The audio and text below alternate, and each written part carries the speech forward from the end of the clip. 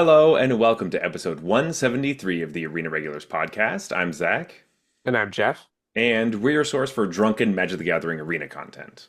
That's right, just a couple of regular guys drinking some irregular beers and talking about Magic the Gathering in particular, the online client MTG Arena. That's right, we got lots of Foundations limited talk to have today because it is on draft this week. That's right, we're going to go through all the different draft archetypes, talk about decks we like, we don't like, ones that are performing well, ones that are not, and fun stuff we've been doing. It's going to be a blast. Yeah, I always love these episodes. Oh, they're my favorite episode, just like every other Just episode. like every other episode we do, it's our favorite. Anyway, Jeff, each week we both bring a beer, we drink it, we rate it on a scale from bronze to mythic, just like the tiers in Arena. So, with that, what is on tap? All right, this week we have Double Ducks. This is from Burdock Brewery. They have a pretty, I'd say, relatively well-known IPA called Hmm. Ducks. Um, this is the double IPA version of that, and it's called Double Ducks, and it's 8%. My question for you, Zach, Hmm. is their IPA called Ducks solely so that they could make this joke? What, double ducks? That it sounds like double. Oh, is that the joke that that it sounds like double I Dutch? think it's supposed to sound like double Dutch. Hey, it kind of does. I mean, I guess you can even see that like one of the ducks is jumping, and Yeah, the other one could have a jump for, rope, maybe. for sure. The can Yeah, is two ducks, and one of them is jumping. it's So true. I confirmation. maybe. Um, I will say that these both kind of look like male mallards, so also little gay. So nice. Great. It's perfect. Yeah, I mean, like this is the kind of like LGBTQ stuff we're looking for. It's very that's subtle right. with two Yeah, dude ducks, or I guess yeah. they could be friends. We could be double dutching. You know, it Yeah, could be I would us. love to double dutch with you. Oh my gosh, I've never done it before, but that sounds fun.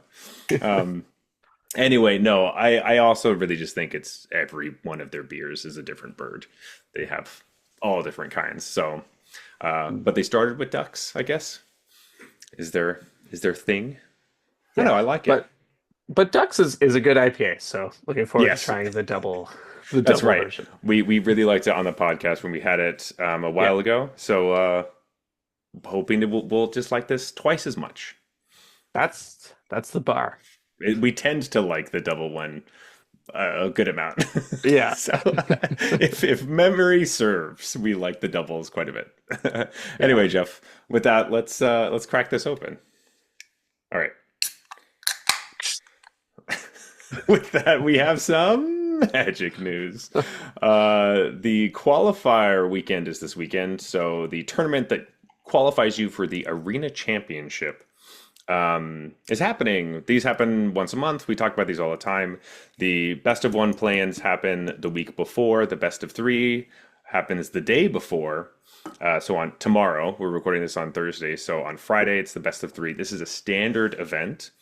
But this is one of the first times, I think they had this for the last qualifier weekend, but you can qualify not only best of one standard last Saturday, but also best of one sealed on Yeah. Sunday. So they're having like a bonus way to qualify for the qualifier. I guess play in the qualifier. Yeah, I think when they announced that, we talked about it. We were like, it's cool on the one hand because it gets limited players to qualify, and that's Hmm. great. But it's also like, do those limited players want to qualify for something that Yeah, is a different event? And I feel it's like, you might be going through that I right now. am. I am. So I play a lot of limited. It's like my favorite way to play Magic. And I had 20 playing points laying around on a Sunday, and I was like, you know what? I'm gonna try for this qualifier thing. Kind of had my heart set on it. I'm like, I have work. It works out that I'd be able to do this. I like Foundation sealed. Let's just try it. So I jumped into a plan. Immediate O2, like horrible. It was Ooh, terrible. I was playing not like where I thought this story was going. no, no, no. I was playing like a Soul Tie ramp deck that didn't have enough three drops and like had a bunch of cool bombs at the top, but like I just couldn't do enough. Um, I was like, "Ah, you know what? O2 feels terrible. Let's try one more time. I used some gems jump into another one. I go 2-2 with like a Demir deck. I'm like, ugh, okay. Not really. Not really. I was like I had a couple hours before I had to go to work. I was like, you know what? You know what? I'm gonna queue one more time. And then I had the busted pool that got me there. I was like, white, black, all the life gain cards you want. Like, Ooh. or White basically, Black's one of my favorite archetypes in oh, this it's format. so good. It's so Yeah. good. It's so much fun. Like, I had Yeah. Dazzling Angel, which is the one that's the Soul Sister. I had Vampire Nighthawk, which is just an amazing card. Ooh, yeah. Like, I had the life combo. So, you had like Bloodthirsty Conqueror with Oh, damn. the Okay. Yeah. Marauding Blight Priest. And so, like, Bloodthirsty Conqueror is just amazing on its own. yeah, I had that. I also had Zombify and Sarah Angel. So it's like if I didn't kill you with that, I get these other ones. I think I Yeah. also had a Rune Scar Demon, so I could go get the combo if I You're needed. playing a Like constructed deck over it here, was, man. it was nuts. It was really, really nuts. Like a bunch of burglar rats and stuff. Like it was a great deck. I was like, this is a fucking draft deck. Like it really hummed. So Yeah. I did a quick 7-0 with that and qualified. So I spent the rest of the week trying to play standard to get ready for the standard tournament. And I kind of wish it was a sealed tournament, but it's it is That, nice to try to play other formats and have something that pushes me into standard because I do play standard, but it's not the main thing I do. right. Um, so it's been my main thing this week. It's pretty fun actually. That's awesome. Because I think that's the idea, right? It's like give limited players a purpose or a reason to try Hmm. a new format. And maybe they like it, maybe they don't, whatever, but like get them playing it. I had a somewhat similar experience with that qualifier as you. I had some time on that night, and I was like, Hmm. "Oh, I could qualify for this thing via sealed. Let me go try that." Um, and I also tried it 3 times, and all 3 of my pools were quite strong, I thought, and really Oh, good okay. decks. And I think I won one game between those three Oh uh, no. attempts. It was like 0-2, 1-2, 0-2 or something.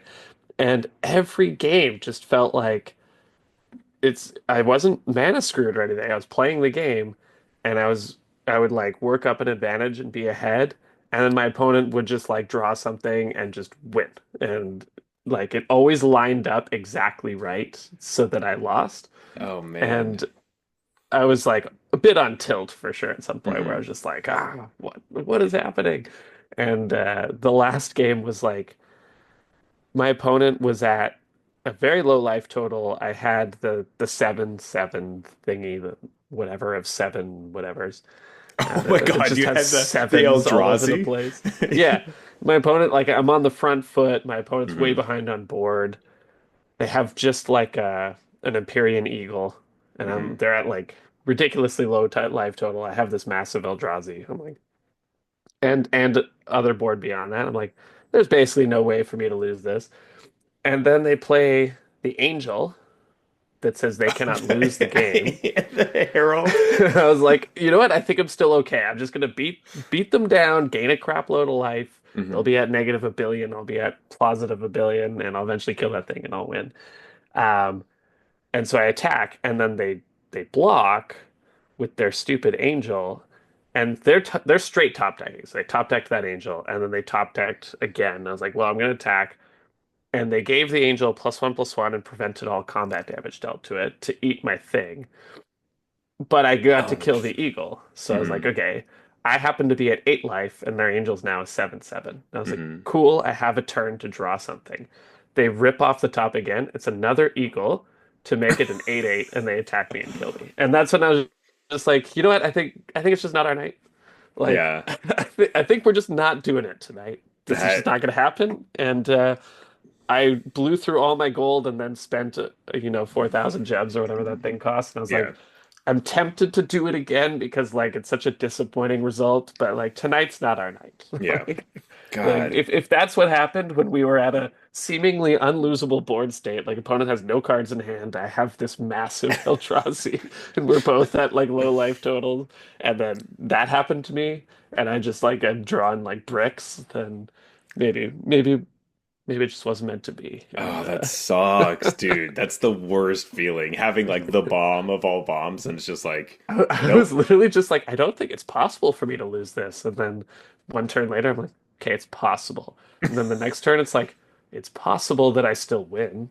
Yeah. It's like it's unlikely, but I think I could win. And then I was like, okay, I lost. Like that, God, that all happened so quickly.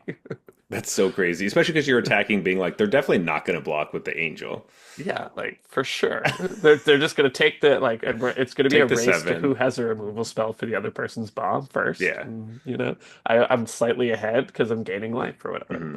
Like, Yeah. Oh God. There is that funny situation where they could be at negative life, but not be able to kill your Eldrazi because they have no life to pay. And yeah, so, yeah, that's the thing, right? They couldn't pay the ward. If mhm. Yeah, I remember thinking about that too. Actually, I was like, they literally cannot kill this. Actually, so I must win. Unless they have like a board wipe or something. But if they have a Yeah. board wipe, then they lose their angel and they die. So like, Right. So it's like I don't know what they could have here. And I was like, oh, prevent. I was almost one prevent all combat just damage the too. most I guess common I guess that fucking combat works. trick Like, in white. That's such a weird card too. What is it like? It's not. What's that card called? Something flight. It's not like temporary flight. Fleeting yeah, yeah. flight. That's what it is. Fleeting flight. Speeding flight. I hate that name too because that had nothing to do with its purpose in this situation. The card already Oh had flying. There's yeah. nothing about temporarily giving it flying that mattered here. It was just the counter and the weird fog effect. Yeah, Um, the weird pseudo fog was like, yep, I guess that common card does beat me in this situation. Maybe I could have thought of that. But like, what am I not going to attack in case your top deck was that stupid card? Like, I mean, of that's course I'm going to attack. yeah. I mean, totally. Yeah. Like I don't know. That sucks. I'm sorry, dude. Bad I beats. was at that point it was like before I was getting tilted and that one was like you just That's gotta laugh at that one. that's Like that's like you're in the yeah. salt mine for sure. That's It's that's like a that pretty sucks. epic loss there. Well, if you feel And like by the way, that deck had two of those Eldrazi. what the Yeah. fuck? Well, Yeah. why didn't you just wait for the second one and then you win? Yeah, I guess I could have done that. That's so gross. Oh God. Well, anyway, if you feel like trying to redeem yourself, this weekend is the Arena Direct event. So if you haven't played this event before, this is a thing that they're doing now, and I think it's great. Like this should just be with every set that comes out with Magic, if you can. Arena Direct event is basically you just play a sealed event, and if you get 7 wins, they send you 2 booster boxes in the mail, Yeah. like I love this. real cards. And we've been talking about how paper magic and arena magic be nice if they could do a good job of like connecting them and Hmm. making make it feel like you're just playing magic. You're not like one or the other. Yeah. And they're starting to do that. They're starting to bridge those gaps. This is one of those ways. It's like, hey, you're an arena player. I assume you also like paper. Let me give you a Hmm. way to play arena and get paper cards. I did see this getting some heat on Reddit because Hmm. they were like, are they seriously doing this? People are still waiting for their MH3 booster boxes from this fucking event. So I don't know how true that is, but apparently, I like, that is true. They did actually yeah, have a notice being like, if you're waiting on booster boxes from MH3 as well as OTJ, though we're still working on it. It's in the I see. works. Yeah. So there's some kinks to iron out, but like Hmm. the idea is great. Yeah, I think it's really awesome that you can win like actual yeah. tangible Because the cards. thing is, like there are some people that haven't got theirs yet, but there's enough people that post things on Twitter that are like, "Oh, I just came home and these are the boxes that I won," because they won multiple boxes. Not just like, "Oh, I Right. won once and I got 2 boxes." Like, no, no, I won 15 times and I have 30 boxes. Like that's the Yeah, they craziness. probably just like didn't account for quite that That. multiplier Hmm. in their analysis of how many boxes they probably need for this thing. Or they need a Uh, fine print that's like you can only win this twice or something. Like yeah. Yeah, and maybe that's really what it is. But like they want people to like they make it enough. Obviously, the first one made them so much money that they're like, we have to do this again as fast as possible. You know? yeah, for sure. I just think they didn't set aside the correct amount of physical product. Oh, for They, sure, they for sure. didn't understand like how much physical product they would actually need from this. And Well, in that case, it's just a classic Wizards thing Yeah. They've been doing this since alpha. We have enough product for 6 months. Sells out in 2 weeks. Yeah, Beta. exactly. We have Yeah. enough product for 6 months. Sells out in less than a week. They're like, It's just the Magic the Gathering thing. yeah, exactly. It's just like what we do. Anyway, And to be fair, the first time you run something like this, you you're don't not know. going to be like, hey, I'm going to save, you know, 10,000 booster boxes for this. Mhm. Because, like, you don't know what's going to happen. Maybe people don't even like it, this idea, Yeah, and or don't don't even play, try. you know? Or like it So, costs too much, or they find out, oh, arena players actually don't care about paper cards or yeah. something. So you're going to Um, bias towards not having enough and then figuring that out later rather than stocking a crap load of boxes for this. exactly. And then Yeah. maybe you can't sell your boxes of Modern Horizons 3 that you stockpiled. So I mean, maybe because cards get banned or something like that. I don't yeah, know. I don't know what could possibly happen. Yeah, That crazy. might change the price of something like that. But Strange. Anyway, but cool that they're doing this again. If I scrub out of the qualifier, I might jump into one of those. yeah. Also, if that isn't enough for you, the Arena Open is the following weekend. So, not this weekend, but November 30th and December 1st is our other favorite event where you can win real world prizes. So, Yeah. sealed day one, draft day two, win $2,000, maybe. I was like, are they real world? I mean, like, it has a real effect on your life, but it's not like they're shipping you $2,000 in cash. Sure, but I mean, it's not like they're giving you $2,000 worth of gems. So, Yeah. Yeah. It's somewhere in the middle. I think getting It's real money. 2,000, Yeah. it's real money. Okay. Yeah. I It's, was thinking real world as in like physical, but you're right. oh, It's real. gotcha. It is a real world I just prize. meant Yeah. like you get something out of the game that isn't only usable in the game. You know what I mean? No. Yeah. You're right. My Yeah. criticism was ridiculous. Yeah, that's right. Don't shut the hell up, Jeff. Don't ever say something like that again. Anyway, it's just cool. There's a lot of fun ways to play like competitive Magic on Arena right now. And I think this is great, continuing the integration of all that stuff. Before we really dive into everything, there is a survey that's going on Wizards, like their big thing on Arena. They had like made an announcement about it, like, "Hey, take this survey, make Arena better," all this stuff. And I do want to say that there is a thing. I posted this in our Discord, but there is a portion of it talking about some of the social features that they're looking to bring to Arena. All these things sound amazing.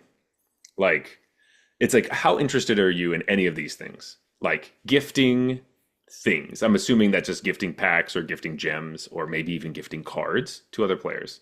Having social groups based around local game stores that are also in Arena. That's pretty interesting. I like that a lot. Social competitions, in-game chat, social guilds. That's cool. Um, I mean, like the whole raid thing. Clash of Clans. You have your clan and you go raid other people's stuff or whatever. Not super exciting, but it does keep you engaged enough. So if we had something like that, but ultimately group chat with your friends on Arena, I don't know. If you're all playing at the same time, maybe that's interesting to get something together because the most important one is pod drafting with your friends. They wrote this down. They wrote it down on a survey. That means they're actually like at least thinking about it. I don't know if it's actually going to happen, but They're using it as a control, you know. They're like, they want to this is see. okay, people are definitely interested in this. Let's see how people rank the other features relative to our control. Well, I ranked all of them very highly because I want all of them. So Yeah. I was very critical on that. So I want them to see that I was critical in other areas, but I care about certain things. Okay, because that was going to be just on the screenshot I posted of just like you just showed that question. I was like, it's crazy to me to put a question like this because like everyone wants all of these. So Mhm. like everyone's just going to be like, yes, yes, yes, yes, yes, yes, yes, yes, yeah, like But the other things were like asking, like, oh, is Arena, like, is the deck builder good? I'm like, not really. Like, okay, oh, so is they this they thing, did go further. Okay. like, what are It's these like if the things? I'm whole like, survey is just like everyone's just gonna 5 out of 5 on all everything, of it. it's not Yeah. a useful survey. Yeah. There's a bunch of stuff that was like, I could literally just be like dissatisfied or very dissatisfied for certain things, just to be Yeah, like, these things are good and I want them. Please notice that my critique is real and like right. important. Was there a part where you like in some capacity communicate your engagement with Arena in the sense of like oh, I play this many hours per week, so They just kind of ask like what days and stuff, and kind of outside of that, there are right. like boxes for you to just like write whatever you want. Which the Okay. number one thing I told them, like the one that was like, you just have to do this right now, is to fix the sideboard thing where it's Yeah. like Yeah. 7 cards. And I was like, this is so easy. Just fix it. This Just doesn't need to be a thing. just stuff it. Everyone hates this. Put it back to the way it was. Everyone universally hates it. Just Like, there's not a single person that's like, I like it because then my deck, when I have the sideboard for best of three, but also I have my side for best of one, even though I can't use any of the cards in my sideboard for best of one right now. yeah. And I Like, definitely play the exact same list in both of those things. exactly. Otherwise, like It's like, no. come on. Everyone has the stupid whatever your bracketing system is for format and Hmm. like, best of one or best of three. Everyone has their bracketing format for every deck. Exactly. And Not even that. Like, literally, the game lets you pick if this is standard or traditional standard. Just fix it. Or Wizards, just cut fix it. out of God. that. Anyway, It all right. yeah, it is funny to have that option, standard or Hmm. best or traditional standard, but then also have the sideboard like is hybrid thing where you're just like It's ridiculous. e- either just I only choose standard and then my sideboard is hybrid, Hmm. or I can Or, choose standard and traditional standard, and the yeah. sideboard reflects the format I chose. Or like I can just toggle in the deck box whether I want a 7 card sideboard or 13 or 15. Whoa, It's whoa, just whoa. like, Let's not go crazy here, Zach, with advanced features like that. well, I don't know. The drop down menus are also like horrendously long. That's so bad. So like I don't need alchemy and traditional alchemy. Like, get out of here. Like, we don't need Yeah, just it's just no, exactly. you Like make it's so everything so ridiculous that they confusing. went to the time to do that, but then the Like, sideboard is hybrid. Like, also what's the because main difference? like traditional, it just, I think their words are so confusing for new players. Like, nobody knows what the fuck that is. Like, what does Yeah, that mean? what is standard versus traditional standard? What is traditional? Just Yeah. like, anyway, um it's I And then when you go to play, it's like you don't choose traditional standard in the play queue. Like I it know just in says, the it says best of events you three. do, In the but events, like you do traditional versus not, but in the actual thing, it is best of one, best of three. So it's like, why are you making this so hard? Just yeah. name things the same shit. Yeah, Anyway. and I understand it comes from the opposite of like starting from a different place and like Hmm. evolving towards this, but yeah, from the user perspective, it's like if I'm jumping into Arena for the first time, I'm like, what the hell is going on, you know? Yeah. What is Premier standard? Or I was gonna say standard draft, but Premier like Foundations draft. It's just like Yeah. confusing. Anyway, I'm whatever. I could yell about that forever, and I'm kind of We like should just have the whole episode be you explaining your survey answers. that would be really good. That would be great. Maybe next time there's a Be very survey. cathartic for you, I feel like. So we're gonna go through every single thing, and I'm gonna explain exactly why I did Let me everything. tell you why this was a four instead of a three for me. I'm gonna send it out. I actually made my own rating. It's like 3.5. Yeah, Um, yeah, I wrote that. My comments at the end were like, this mhm. one was actually between a three and a Yeah, four. yeah. I wrote three, but it's I, I took a screenshot of every question and I like wrote in what I wanted. yeah, I'm gonna send it in an email to yeah, Wizards so they can and they will understand. definitely add that to their data. They will. Yeah, it's super Yep. easy. Yeah, Oh gosh. Anyway, Jeff, let's actually get into some real Magic talk. Let's talk about Foundations Draft. love it. Let's do it. So, as always, we like to talk about these episodes after looking at 17lands.com. 17 lands is a way for players to keep track of their stats, and they also collect a bunch of data on what decks are doing well, what colors are doing well, what cards are doing well. So as we look at these, we are looking at the two color combinations. However, this episode, I found it kind of interesting. And I also put in some of the monocolored decks just to see how the Mhm. percentages change depending on whether you're two color or monocolor. Just because this is more of a, um, I think that monocolor is showing another version of the stats where normally it feels like they're just kind of like whatever, and that just doesn't really happen. As well as the monocolor and a splash. Yeah. which I believe for 17 lands, a splash is like one or two cards that have that color, like maybe one or two pips. I think that's what they consider it. Of a card is a That has color. to be one. Something there's something weird in there with like the actual number of pips on something. Oh, you mean like if it's more than two, then it's a three color deck. Yeah, kind of. Well, more like a monocolor with a splash would be like white, but you're splashing two different red cards with a single pip, or kind of Oh, thing. sorry. What I meant was like if there are three pips, then it's Boros. Like three Uh, red pips or whatever. Like there's a Possibly. cutoff there. There's a Yeah. cutoff There's an there upper bound somewhere. and a lower bound. Exactly. Yeah, yeah, yeah. Okay. I don't exactly know what that is, but I know it has something to do with that. So, Yeah. um, yeah, and all of these are just percentages. 17 Lands is a website that's used by players who are significantly, they're very enfranchised players. And so they tend to be a little bit higher as far as their stats go. They tend to be a little bit better. So all these percentages are above 50% because 50% is not the, like, I don't know, the middle in this case, just because they're it's not all of arena stats, it's just 17 lands users, which I am a proud user of 17 lands. So Oh, there you go. so you're I'm pulling up that average there. Uh, sure pulling it up. Yeah, absolutely. hey man, you qualified for an event playing limited. So, That's true. That's true. yeah, usually the bar that I like hold intuitively is that uh, you're looking at like the 50 to 60 range. So Hmm. 55 tends to be my cutoff for like good deck, bad deck, kind of Totally. like if it's above 55, usually it's means the deck's pretty good, and if it's below 55, it means the deck is not very good. Not very good. Um, it doesn't always work out. Like sometimes we've seen formats where the best deck is over 60. Hmm. And the worst deck is like, I think one time we saw the bad deck being under 50, which was Which crazy. is really, For really 17 bad. lands, the deck being under 50 was like, whoa, that's a bad deck. And also a bad format too. Yeah, It yeah, tends to be where you're like, ooh, the best deck is like above 60 and the worst deck is below 50. Like, ugh, that's a yeah, huge margin.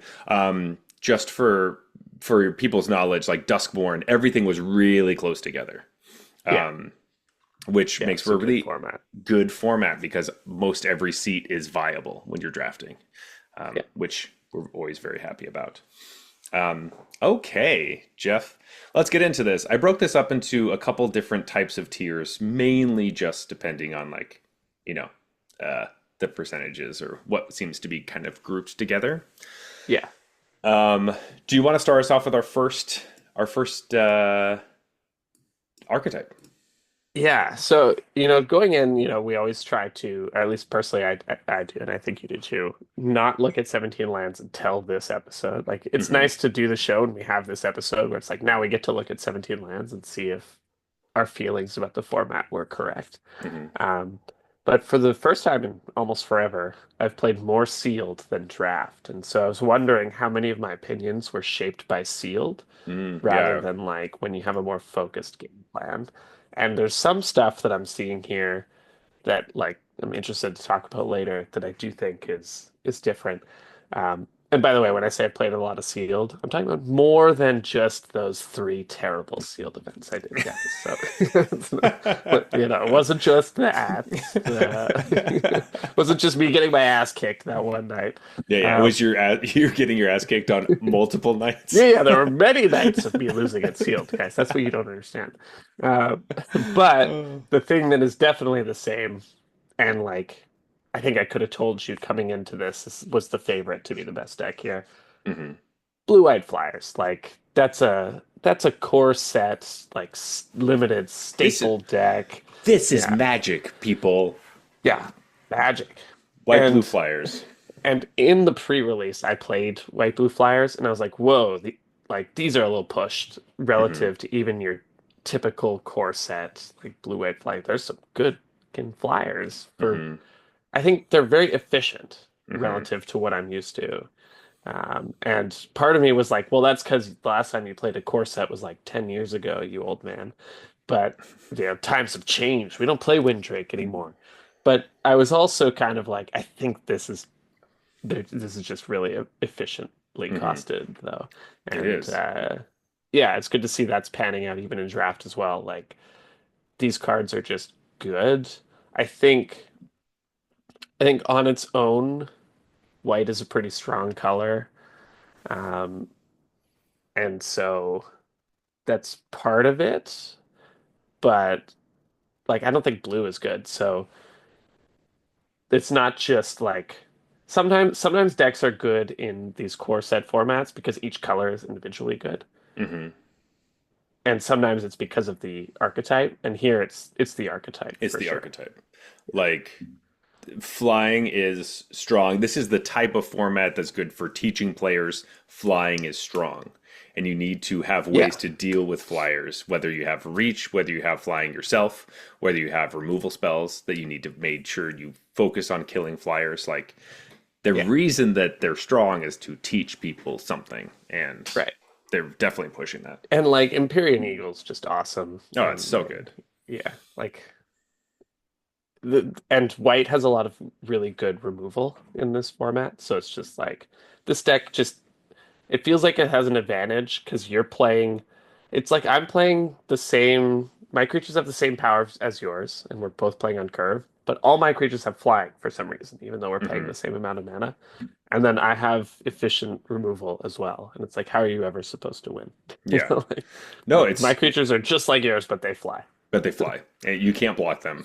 And yeah, it's this deck has a 57.1% win percentage. And I just wanted to talk. You were talking about not only win Drake, but also just efficiently costed creatures. Yeah, And when we 2 weeks ago at the for the pregame of this whole set, we were talking about our pack zero, pick one like commons. We think are going to be the best ones.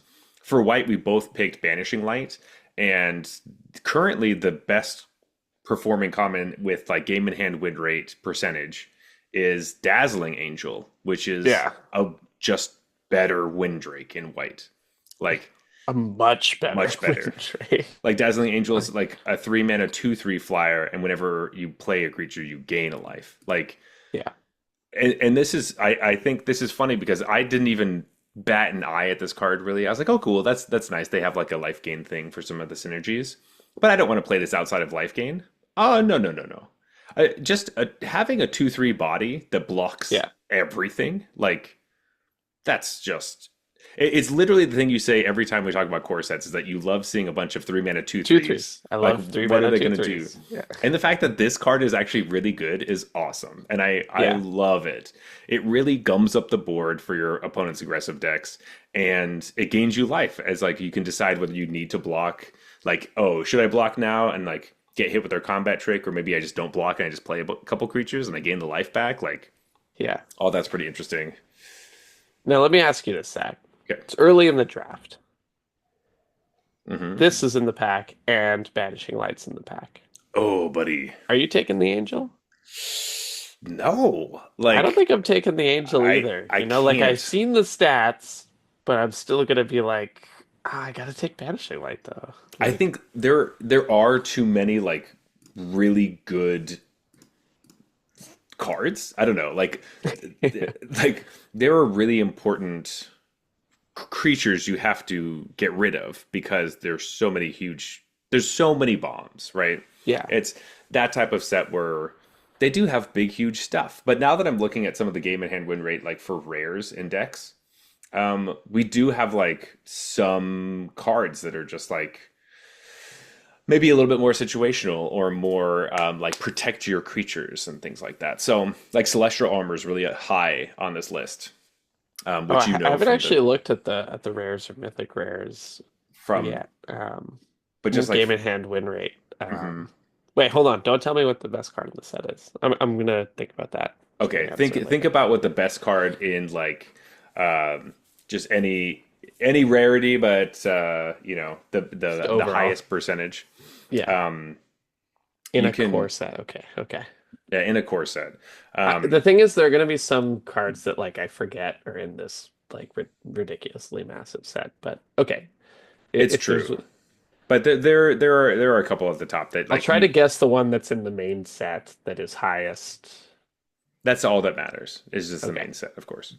Um, but yeah, I just think that these are the you banishing light is still a card I'm going to take. It is the third best white common, behind helpful hunter, which is like the 2 mana 1/1 Mm. cat that draws you a card. Oh wait, so it goes Angel, Hunter, Banishing Light? Yes.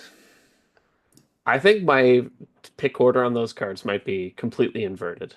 Banishing Light, Helpful Hunter, Angel, I 100%. probably. I line up with you perfectly. That's exactly what I would do. So Um, maybe I'm doing the wrong thing, but this is how you learn that, I guess. But it like kind my of current is. pick order from drafting would be the opposite of that. Yeah. Yeah, which But I is would like, have those as my top three white commons, I think. yeah, I agree too, though I think Prideful Parent might be in there somewhere. Um, Yeah, well, I like Prideful Parent, but I've been unimpressed with it. Like I feel like mhm, I think it's better than it actually is because when I play with it, I'm always like, yeah, yeah, there's two threes though, and like a 2/2 and a exactly. 1/1 sucks against two threes. Instead of 1/3/3, it Yeah. is really true that like the 2/3s really gum up the board, and you need something to get around them, which is one of the reasons why we're going to be talking about like aggressive, like go wide decks a little bit later in this whole list, just to bury that a little bit. Yeah. Um, with blue commons for game in hand win rate, we're looking at like Refute, the counter spell, Sure. Yeah. big fin bouncer, which is like your pick. That was like your Yes. you. I still love Big Fin Bouncer, man. That card is so irritating to me because it always fucks up everything I'm doing. I'm like, oh, I got a great attack next turn. It's going to be amazing. Big fin Yeah. bouncer. I'm like, fuck. Now I Yeah. can't do the thing, and I have to replay this stupid thing, and then it still trades with something good. Like, ugh, this is so annoying. I love Um, thinking about how nuts Mana War is because like that was at a time when they printed terrible creatures. So mhm. like it was already not properly adjusted, and now they've like years later been like that creature we printed actually should have cost more. Yeah, yeah. That like, because Man of War was a 3 mana 2/2, It was right? That okay, bounced so a, it wasn't a 3/2 like yeah, Big Fan yeah. Bouncer, but still like the whole point of mana is not worth the extra one power, right? So No, they took an old school creature that generally are known for being way overcosted and we're like, actually we undercosted that one. a little bit, a little bit, a little bit too much, or not Yeah. enough. And for limited, granted. That's But true. At like the time, they were not really printing for limited. They did not really. yeah. It had to be constructed playable, which Big Fin Bouncer is not. So there's that. And so we tend to see like Mana War with condition. Like if Hmm. you control a wizard, then you get to do that thing. Hmm. Or 4 mana Yeah. unconditional Mana War effect. What was the what was the Man of War in Origins that like was amazing? But it was two colors. Yeah, Um, yeah. It was. what's that I, called? oh, jeez, that you're asking me to go back a long way. I This is the know. like last time I drafted course that was 10 years ago kind of thing. Like that's what you're asking me about. I know, but I thought like, what? You just don't have this right off the cuff? Like that's Yeah, so. no, I mean we it wasn't in the show notes, Zach. It was I know. Well, like, what do you expect? What do you expect from me? answer obscure questions about origins.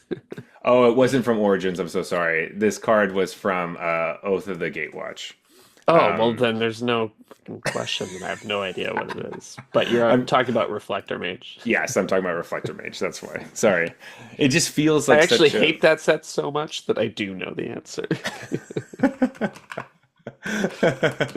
because Reflector Mage did cost. It was a 3 mana 2/3 that bounced a creature, and then your opponent can't play a spell with the same name And that for the card next turn. dominated standard, man. Yeah. Like And it so has like they bad just company. Like they just like took Man of War, made it really good. yeah. And we're And they were just like, we shouldn't have fucking done that. yeah, and now we're raving about this like fucking Everyone shark. hated that. But it's two colors, Jeff. Yeah. Um, anyway, that card feels very core set to me, and I always forget it's not in the core set. If you've ever played a deck that likes creatures and your opponent plays Collected Company into double Reflector Mage, you'll understand why it was one of the worst play patterns ever. It's like, well, I can't play anything, so I guess go Go ahead. ahead. Like, Just attack me. guess you get two free creatures, erase my board, and I'm not allowed to recast anything next turn. So, Great. And then if I happen to have one other creature, because I happen to have three, if you yeah. play another one, now I have to remember which one I can't cast next turn, Yeah, which awkwardly. one? Wait. Which turn am I allowed to cast these things? Yeah. Now the way that they get around that is that they just exile it and make it cost two more. They're like, that's Yeah. easier to Right. Set bookkeep. it aside. Yeah. It's not in your hand anymore, so it's over there. But anyway, blue white flyers, always Good deck. always good. We're gonna keep that moving forward. There was basically no chance that this was in the bottom five in Foundations, No right? chance. So I was like, it could be number two, sometimes another deck It really outshines or coming whatever. into the set, it did feel like one, two, or three. Yeah. Um, so number one, there it And I is. thought like, I've just happened to open pools that had a lot of Hmm. these things in it. But I think that's probably part of its success as well, is like there are just a lot of flyers that you're happy to play. And so Hmm. this deck comes together more often in draft than maybe in the past, where in the past it was like, yeah, you get a couple of Windrakes, but in order to make it viable, you really need that The Empyrean Eagle. team You need pumping that, thing, yeah. yeah. Where And this this is is just like, kind I of think you like, just play some blue-white flyers and some good white removal spells. yeah. And I it'll mean, I work. think this is one of the reasons why I started playing more of the treetop snare spinner, like the 4 mana 1/4 reach death touch green creature that puts Oh, that counters on card is stuff. awesome in this format. Yeah. Like that card ended up being like, I kind of throw this away. Like I don't know if we're gonna have time to use the counters too. This card's actually the one of the best cards in my deck, and if we go Yeah. long, I'm going to win because I Yeah, can that just card's like amazing. Yeah. 9 mana counter counter counter. You can't Plus, attack if you me. have doubling season, like, oh man, things go crazy. Shut up. God, that card fucking sucks. Uh, doubling Hey season. man, tell me that when someone has, one of the spiders and a doubling season and the Hydra. Okay. Like, Is damn, does that go off? real quick, is doubling season even in like the actual draft format? I can't even remember. Yeah, of course it It is. is okay. God, fuck. I mean, it's hard because there's so many cards that aren't in it. Yeah, that's why But I'm like, I'm not gonna guess the best rare or whatever, because I don't know what's actually in it or not. it's true. It's But really hard. But yeah, doubling season. Uh, don't put this card in your deck unless. Oh wait, unless you no, have the spider and the Hydra. no, wait. I forgot about this. I had told Jeff this story off air, but like, oh yeah. So I knew this was in the draft format. I just completely forgot about this one incident. I played an opponent who just had basically like white green uh, guarded heirs. Guarded heir is the 6 mana 1/1 lifelink that comes with 2/3/3 knights, Yeah, and they had a bunch of those and doubling season, and they also played the that's so many mischievous. knights. They played the mischievous pup to like pick up the guarded heir and Love it. recast it. It Yeah, was just horrible. yeah. But the doubling season didn't even need to be there. Like that was just for fun for them. I was just losing to double guarded heir, mischievous pup, play another guarded heir.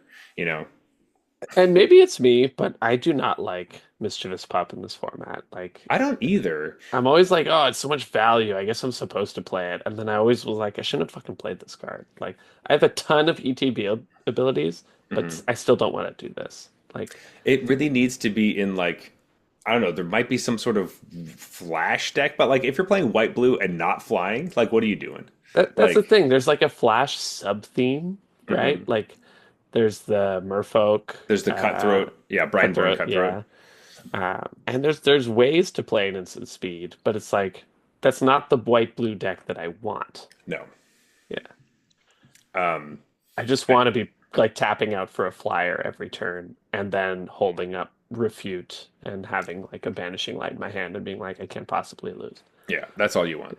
You actually get to play Sarah Angel and be like, fuck yeah, Sarah Angel's good. Yes, and that's Like, what I love about this format, right? mhm. It's like, fuck yeah, Sarah Angel. It's like awesome.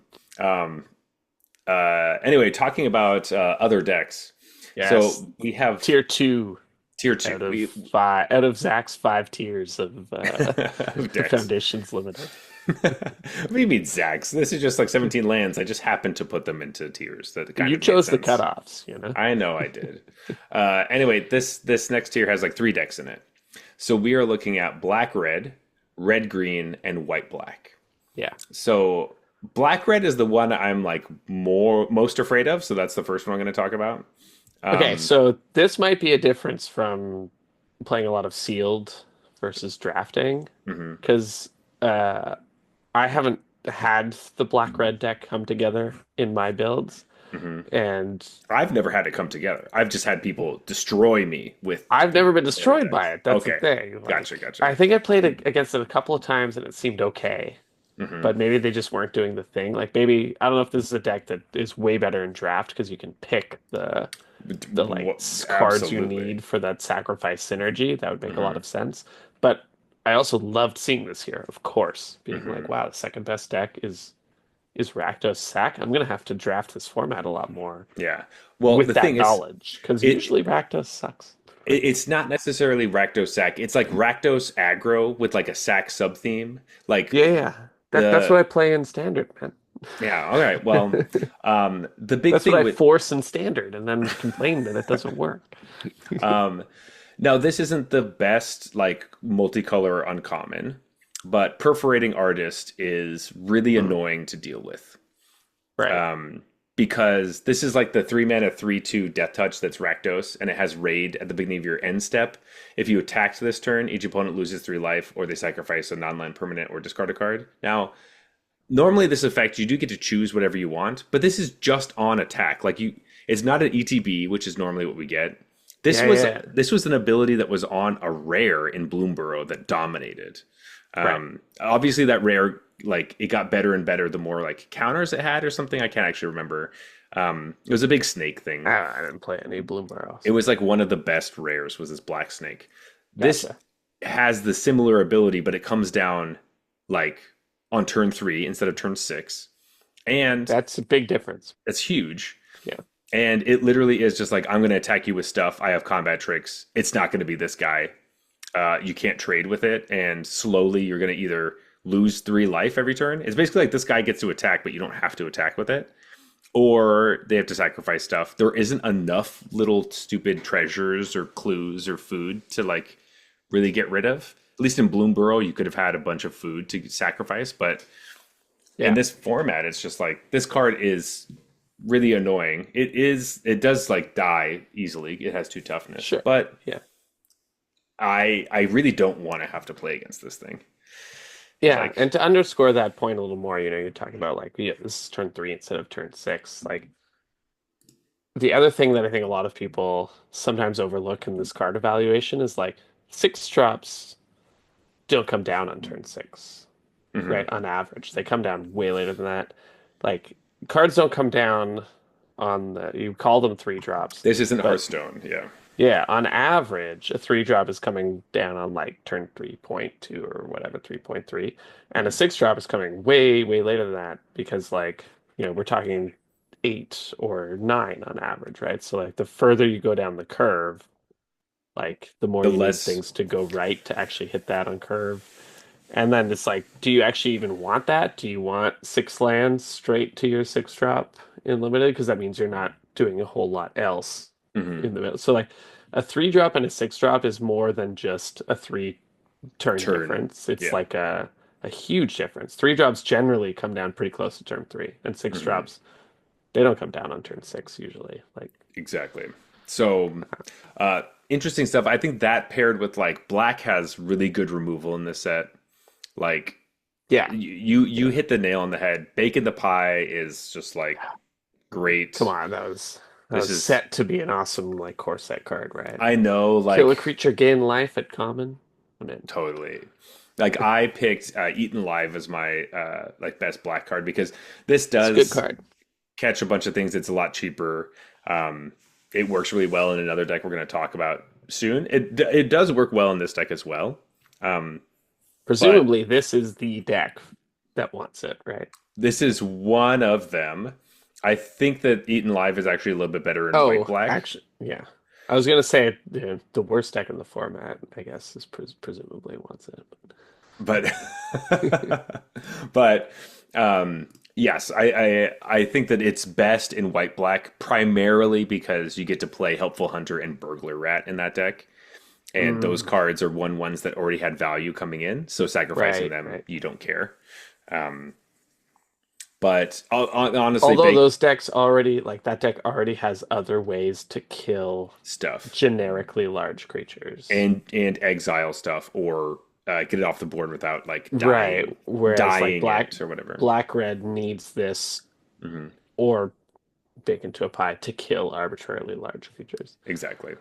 Um, so you know, there's different things to say about that, but the top three commons are like Bake into a Pie, Stab, and Infestation Sage, which is also good fodder for Eaten Life. Yeah. The other cards are Burglar Rat and Eaten Life. So really cheap or good removal. That's basically what Black wants to do, Yeah. which I'm all for, man. Like I love. And for people hearing burglar rat, I mean like what like burglar rat's always good in core set formats. Like we've had some more complicated formats where that kind of effect is like, whatever. But the body plus discard in Mhm. like we're just going toe to toe with a bunch of mediocre creatures. Honestly, like most of the variants we've had from this have been pretty good. Like you were like obviously Black was terrible in Ixalan, but Yeah. that was a card that was really good. The snail did that. There was like some other versions throughout Yeah, I guess Magic's maybe I'm history. thinking of the snail as bad, but what the reality was that black was Black was bad, so I bad. didn't want to take the snail Hmm. kind of But thing. like the snail was one of the reasons why you could make your black deck work a little bit better. Yeah, yeah. But yes, it was more so that, and the fact that black's good removal spells in that set were double black, and so you had to be very black Right, right. to make things work really well. But you didn't want to be very black because you'd rather splash black. So Yeah. um, But you do need a format where like having the random body mhm. matters, right? Like having the arbitrary 1/1 is going to do more than chump block. And Exactly. so sacrifice deck or like white black, life gaining creatures matter or like go wide strat. Like you need something Absolutely. where that 1/1 can be converted into Something relevant. good. I mean, like Yeah. the best black uncommon is Vampire Gourmand, which is like a Yeah. 2 mana 2/2. When it attacks, you sacrifice a creature, draw a card. It can't be blocked this turn. What Yeah. the fuck? I think that card Like, is constructed playable. that's a really good card. That's like a Yeah. kill on sight card. Like this Yeah, yeah. just You can't just let them do that. no. Like, come on. And the thing that sucks is that you see that card, you kill it, they play the Perforated Artist, or they play some other great card, and you're like, okay, Yeah. well, I didn't want them drawing cards, but now I'm dying. Which one would Pretty yeah. I Pretty don't know. early into the format, I played against someone who was on the play and had turn one Infestation Sage, turn two Vampire Gourmand, and I was like, I want to play your deck in standard. Like Hmm. that's That's what I want to do in standard. that's really exciting. I feel like I'm already gonna lose this game, by the way. Yeah, Like it's I think I'm way behind and I'm gonna lose like because I didn't do anything on turn one. What was I yeah. thinking? Oh my God. Gosh. Um, Jumping slightly over just to red while we're looking at it. The top Yeah. common, Burst Lightning, of course. Mhm. Yeah. We both knew that. That's a Um, shocker. oh, buddy. Uh, okay. Yes, it's also like a volcanic hammer +1. I don't know. Anyway, because it can deal Your dad four. joke wasn't as good as mine. It was not really even good at all. See, I don't have kids, so Yeah, yeah. We'll forgive you, but thank you. Yeah, once I have one, it'll my powers will be ignited. My yeah. spark will Oh, okay, that was decent. yeah, that's pretty Yeah, good. we're getting there. Okay. Slowly. You did also hit the nail on the head. Gorehorn Raider is this is the kind of card that this Rakdos deck does kind of like as a top end. It is 5 mana, but getting to like attack and then like slam this thing, either deal the last 2 damage or kill another creature, finish off a big creature that like you thought you were able to like, okay, I'll put my 4/4 in front of their 2/2. Gorehorn is like, fuck you, here's the rest of the two, Yeah. Um, Yeah, it's just happened to me so many times. yeah. You start they when the card starts being like they attack, you're like, if they play land Gorehorn, do I how bad is that? Like I need Yeah, to and make you're like, oh, it's blocks pretty fucking bad. pretty fucking bad. That sucks. Um, I also really like that involuntary employment is really high up on this list of uncommons. So this is the threaten effect. Yeah. It's 4 mana, you gain control of a creature, untap it, against haste, all that stuff, and you create a treasure token. Um, Feasibly, this goes into this deck because obviously you could sacrifice the card. You have the Hungry Ghoul that sacrifices things, puts counters on stuff. Yeah. Vampire Gourmand would be not a great one because you have to sacrifice it when you're attacking. It doesn't quite work. Yeah. But Eaten Alive is really good with this. There's a couple different things, but I will say that the reason this is so high up on the list is because it is winning games, but it's only in decks where it's good. Like people are Yeah. not playing this card in any red deck. This is one of those times where the data is kind of confusing.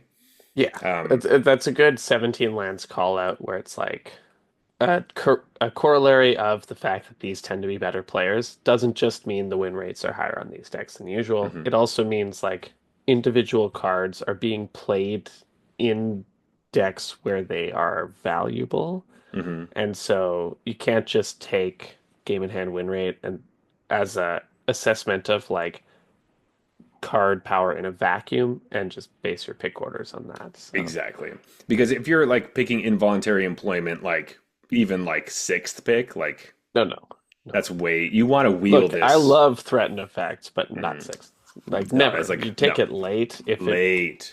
because that's part of the advantage of being in a deck that wants that card, is that no one else wants it. Nobody wants it. So it's So gonna fly around the table, and then you mhm, get it late, and that's how you win more games, is you get a very relevant card for your deck super late in the draft, right? mhm. And suddenly the win rate of this card skyrockets because Yeah, it's only being taken in decks that want it, and they get it late, so they have powerful cards yeah, other than it. exactly. So um, Rakdos is definitely one of those decks that like if I start seeing some of those colors come down and I'm like, ooh, I'm kind of scared. And that's the Yeah, one I like. You tighten your butt cheeks a little bit, be like, ooh, okay, let's go. Which yeah. I Well, thought was gonna be Boros. You know what I mean? It's taking up the Boros spot. yeah. This is the Boros spot, Hmm. second in 17 lands in the early game, or first. Like this is the first time in a long time Boros has not been at the top of the tables. Boros had our favorite uncommon. I literally like jumped on that because I thought that this was Because gonna Boros be is the just thing. always good and limited. Yeah, Yeah. And there is let me something to down, be said Boros. about like Yeah. I don't know, it's weird because like what this aggressive black deck, I guess the all the creatures we've talked about were black, I guess. Vampire Yeah. Gourmand, Infestation Sage, Burglar Rat. Like we're not talking about red creatures. And the white creatures we were talking about, like Helpful Hunter, we're talking about flyers. Yeah. To, We're to be not fair, in the episode where we talked about set, I did say that I think red is the weakest that's true. color, You did say that, and I yes. still do think that. So Okay. I think Well, that's what's placing like Boros smack dab in the middle. Is I think white might be the best. Sorry to spoiler alert, folks, mhm. but white might be the best color, and red might be the worst. So we just kind of meet in the middle on this one. But Is red the worst though? I don't know. There are some debates on what are the worst colors. I think red I is guess like blue is the other option. I don't know, green? Green's Is pretty green bad. the worst color? I don't know about that. I don't know. A lot of it's confusing. This is what I'm talking about because we're moving into green red right now, Yeah, which does have a lot of strength because it's big boys, big 4 power. stuff. Yeah. Big. Yeah, I got 4 power and I'm big. Um, Yeah. Early on the format, I feel like Slumbering Cerberus was like the card I saw all over the place, which Mhm. is the 2 mana 4/2 that doesn't untap unless the creature died. Basically, that's kind of it's a little bit more complicated than that, but um, I've never been which impressed with that card. I loved it early on. It was a lot of fun, and throwing like sure strikes and stuff on that guy, whew, buddy. Sure. But I was playing it in like Boros decks because that's what I wanted to do. I wasn't really Yeah. playing like the Gruul decks to get, oh, I have 4 power, so my cards turn on. It was more like, no, this is a 2 mana 4 power creature that untaps a lot, or a lot more than you think. So I was happy with that. But yeah, this deck, I don't know. Usually Gruul is kind of like I'm not super excited with it. Um, this time around, like it's good. Like we do have the normal big creatures in green. We got pump spells in green. We have red removal and all that jazz. But like I'm surprised to see it this high. I was not expecting it to be part of this chunk. I was like I was Okay, thinking black white was going to be here, but I did not really think green red was going to be here. yeah. So coming into this, I would have had white black. Uh, Again, spoiler alert, is the deck right below this one.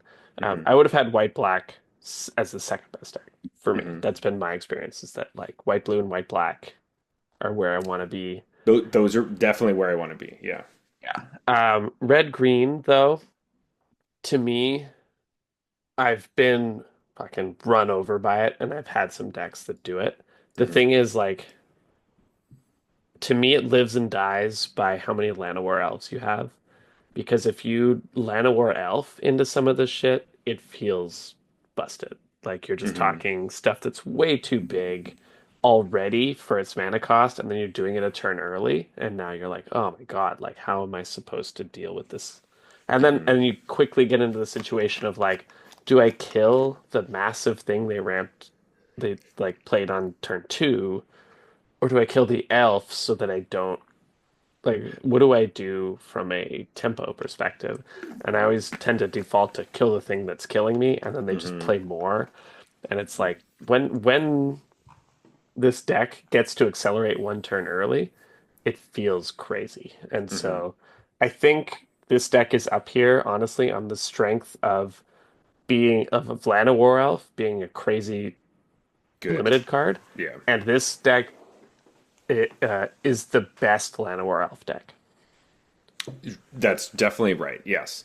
The deck that cares about big chunky creatures um with Llanowar, it makes the most sense because this is the weird thing where like Llanowar is it's the top common for green. I was way off, like it's not even remotely close. Um, but like Llanowar being there, the weird thing with this is that like it will lean heavier green than red because obviously Llanowar isn't fixing you at all, and Yeah. so some of And your because red sucks. So and yeah, that's also true. And also like you're not like you don't have like you don't want double pip red cards because your Lawn and Elf doesn't help you cast any of those. totally. Um so this is like obviously the best green deck, but like weirdly it pairs with red, which doesn't have unconditional removal. You know, Yeah. Like I'm to clarify, I'm a bit surprised to see red green this high as well. Um, but I think it is mostly just like this is the best Llanowar Elf deck, and Llanowar Elf's a true. great card. I And mean, honestly, I guess that's like the best thing to say because I don't know if I have very much else to talk about this deck besides it's it's I've here. gotten run over by it enough times Yeah. where it's like turn one Llanowar Elf, turn two, like, man, something I have to deal with. Turn hmm three, something else I have to fucking deal with. And I just never get to develop my game plan, you know? hmm And I only say I'm surprised to see it high because I'm like, what's happening in the games where they don't do that? You know, Yeah. like I Like guess it must be clawing out some victories there something as well. has some huge something. I don't know. Yeah. The next best common is Beastkin Ranger, which is the 3 mana 3/3 trample. When you play a creature, it gets +1/+0. So that's like a pretty Right, which nice elf another target another red green for card. sure card. Yeah. So um Or and yeah, that card is good. I forgot about that one. mhm. But But that's a good thing that Llanowar Elf into the like a 3/3 trample, even if you don't play another card, like that's a, right. a lot to deal with on turn two. Yeah. And then you get to beat down for at least like 6 damage, and then Yeah, you take a lot of damage from that. So mhm, I think I can, after seeing these results, retroactively justify them, which you could probably do. with most You, things, yeah. you could always find a way, right? hmm But it was a little surprising, but not actually the most surprising. It's hmm like I'm not surprised it's a good deck. I'm surprised that it's ahead of Black White. Is Yeah. mostly my thing. Yeah. I mean, like, let's just talk about And black also, white. it's marginally ahead. It's 0.1% ahead. Exactly. Yeah. Yeah. When we're talking about these percentages, like Rakdos is 56.4, Gruul is 56.3, and Orzhov is 56.2. So these are all very close together. They will Yeah, kind of flip and essentially the floppity. same Yeah. quality, and that's why Zach grouped them all as two too. Yeah. White black is definitely where I want to be. This is My the deck favorite that deck in the format. Yeah. favorite deck, absolutely. It's not just because it qualified me for the tournament in I mean, the I play in, 100% because of that. but that deck was so good. You But it's literally had the infinite life kill combo yeah, and ways to tutor it.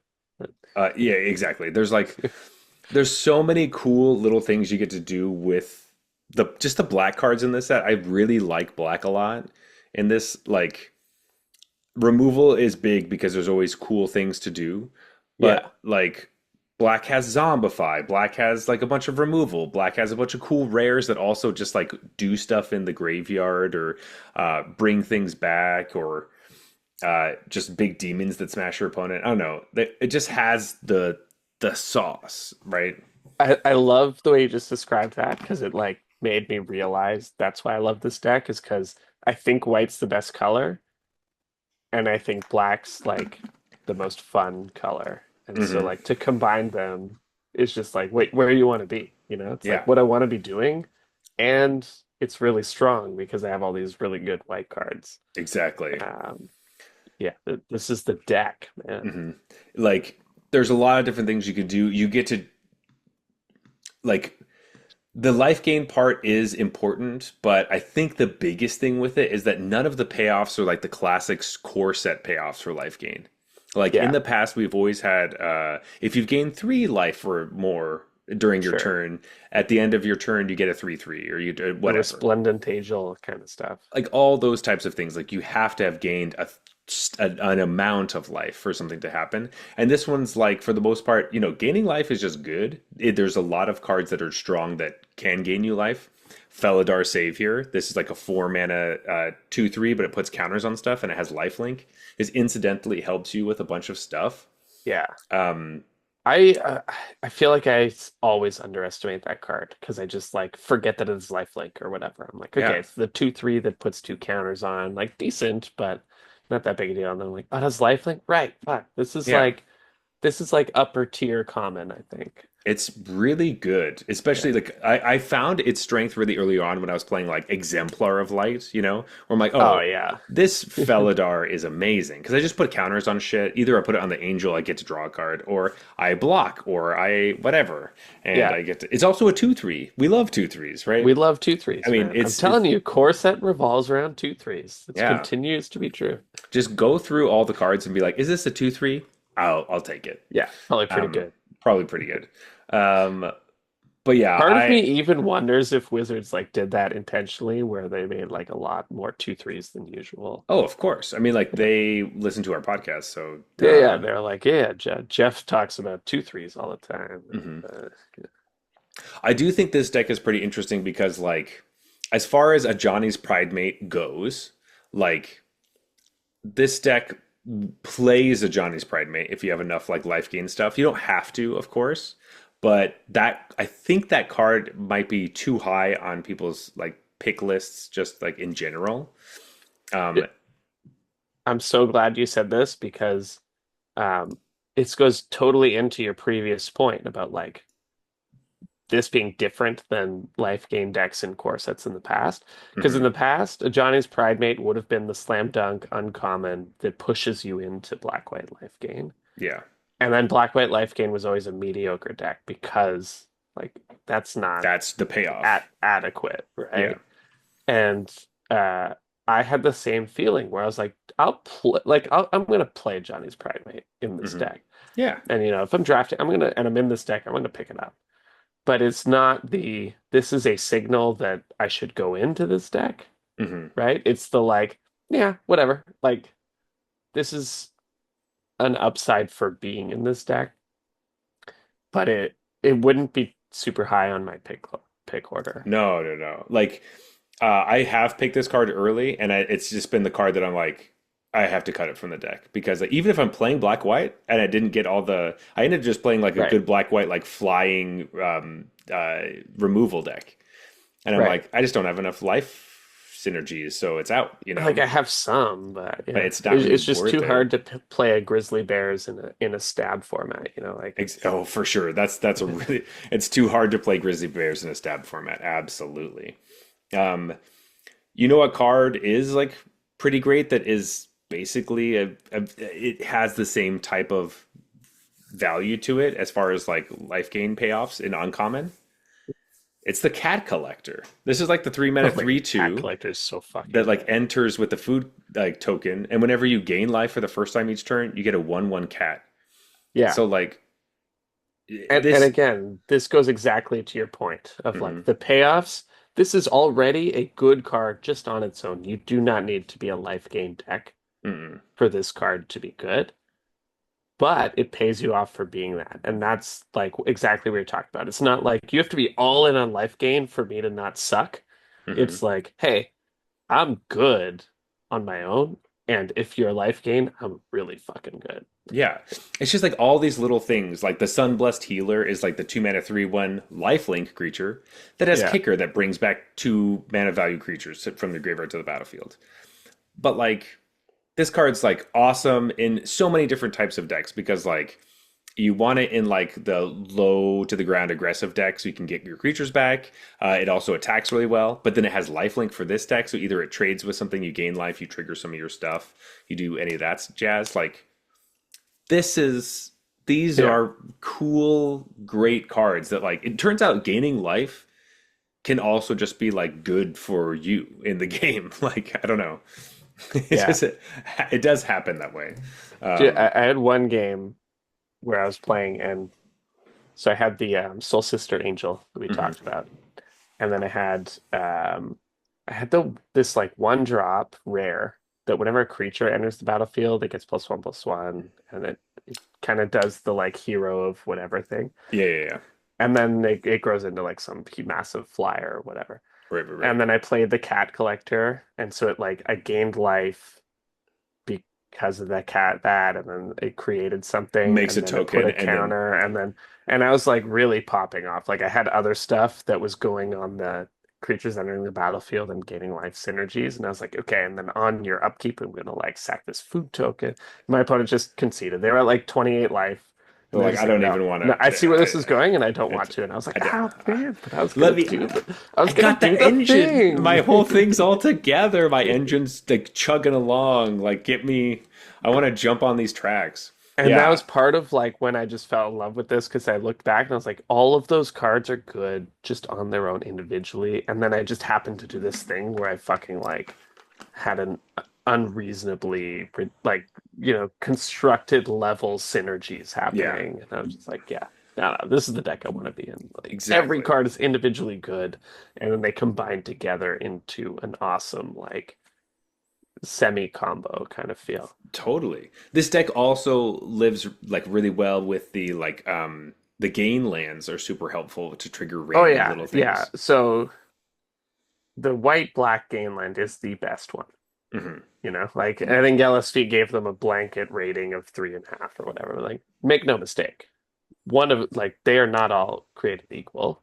Aggro Absolutely. decks are less interested in them, and Hmm. this deck is by far most interested in it. So is it like Secluded Step or something like that? That is the best one. Scoured Barrens. Okay, that's right. Yeah, but I don't know Yeah. what Secluded Step is, but I think it is something.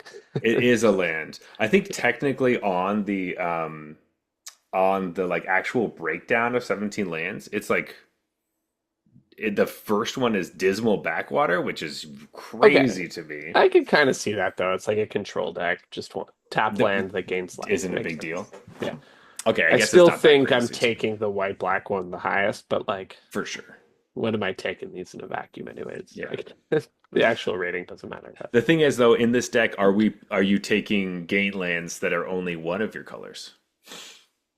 I have not been doing that. Hmm. I I think my take on it is like you don't need to.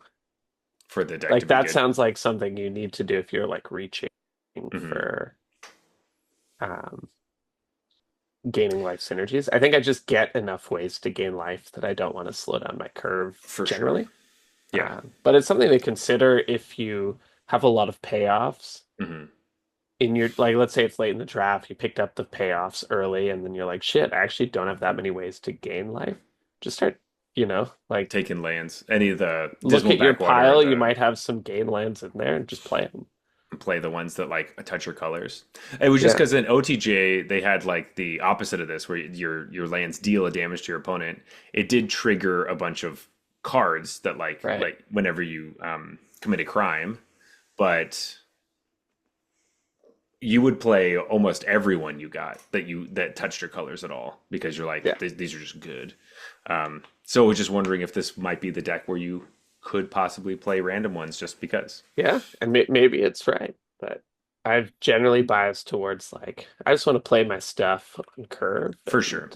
I mean, like, I am going to agree with you that I don't think you should do that, but this is the only deck where I start thinking about it, like, "Ooh, yeah, maybe." no, I like having that in my arsenal though. If I'm Hmm. like maybe I feel a bit light, like, and you don't have to do everything that touches your color. Maybe you're like I Hmm. feel a bit light on gain life synergies. I'll put one dismal backwater in Hmm. my black white deck Yeah. just to like One extra. just nudge it in my Yeah. favor, kind of. Great. So we're moving on to the next couple decks. These both are tied, strangely enough. Yeah. Dismal Backwater actually is probably a good place to start because we're going into blue black, which is 55.9% tied with Boros, which is red white, 55.9%. So let's start with blue black just because we're talking about gain lands and dismal backwaters, control decks, things like that. Yeah. Funny to see both of these right next to each other because they They're are so like polar opposites. polar Yeah. opposites. Yeah. It's Uh, literally the slowest deck in the format and the mhm. fastest deck in the format. Yeah. Or like supposed to be fastest, Right. Yeah. but because of these numbers, it makes me feel like it's not really the fastest. Um, But as far as blue black goes, I've played some stuff with this. There's a lot of like threshold things. There's like graveyard synergies where you want to mill things. I haven't. I've played some straight blue black decks, but wasn't super impressed with it. I played some soul tie decks that I had thrown together, which were kind of interesting. The one I talked about Yeah. last week, where I had the Rise of the Dark Realms, which is really like a ramp deck that also used some Yeah. blue, Love that. which was quite a bit of fun. Um, Ended up milling myself through that. Um, but I think the main one was like in blue. We haven't really talked about it yet, but there's that wizard that whenever you draw your second card each turn, it like gets a Makes counter or a whatever. okay.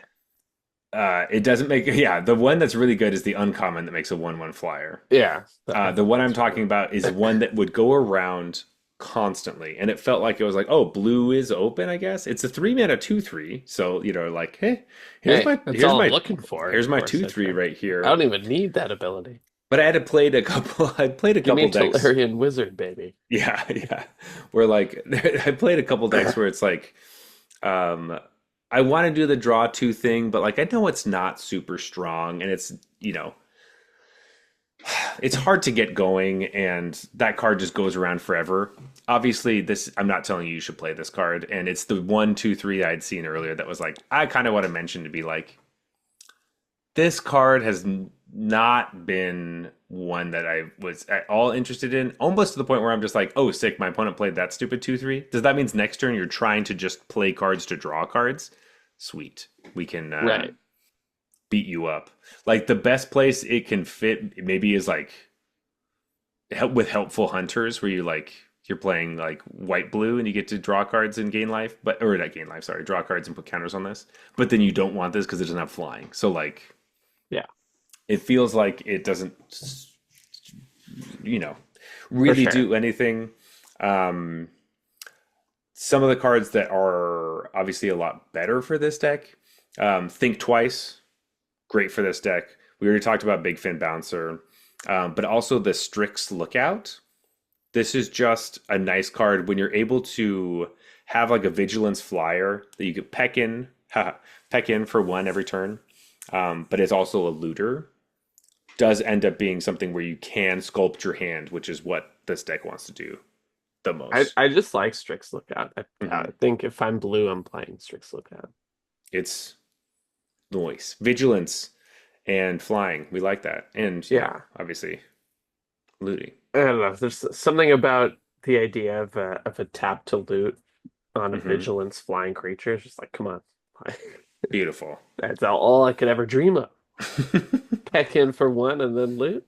Yes. Yeah, I don't love blue in this format, so I don't tend to play it a play it that ton, much. Yeah.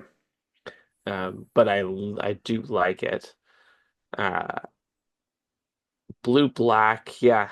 I think you kind of nailed it. Like I think I said Tolarian Wizard. I meant Tolarian Scholar.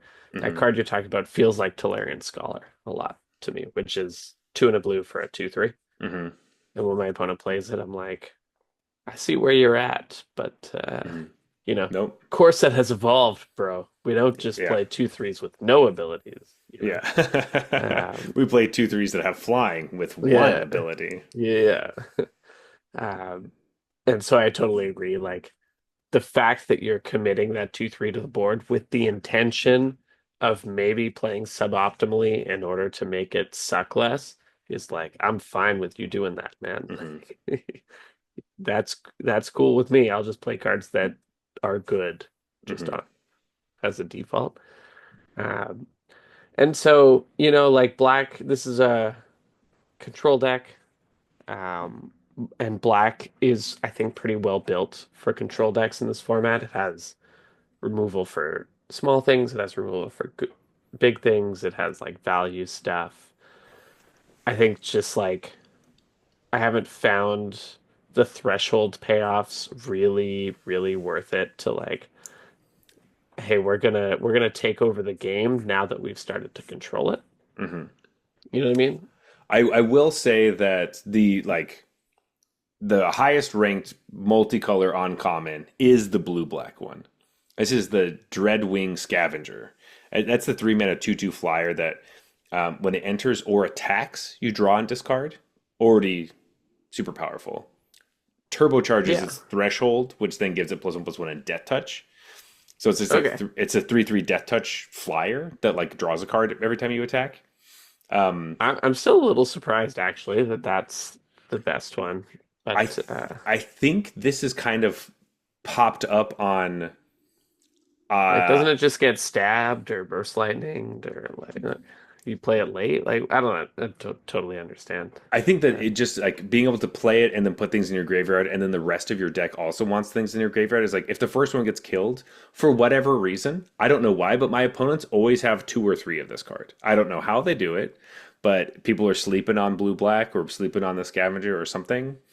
But like I Yeah, run or they're into just it. appropriately rating it as a very Yeah. middle of the road deck. Yeah. But this card, I guess, is very good. It's just That's like interesting. performing very, very well. I've always felt Um, it was fine, like it's funny because it's a card that like I kind of overlooked, and the more I was like, oh, this fucking stupid bird thing.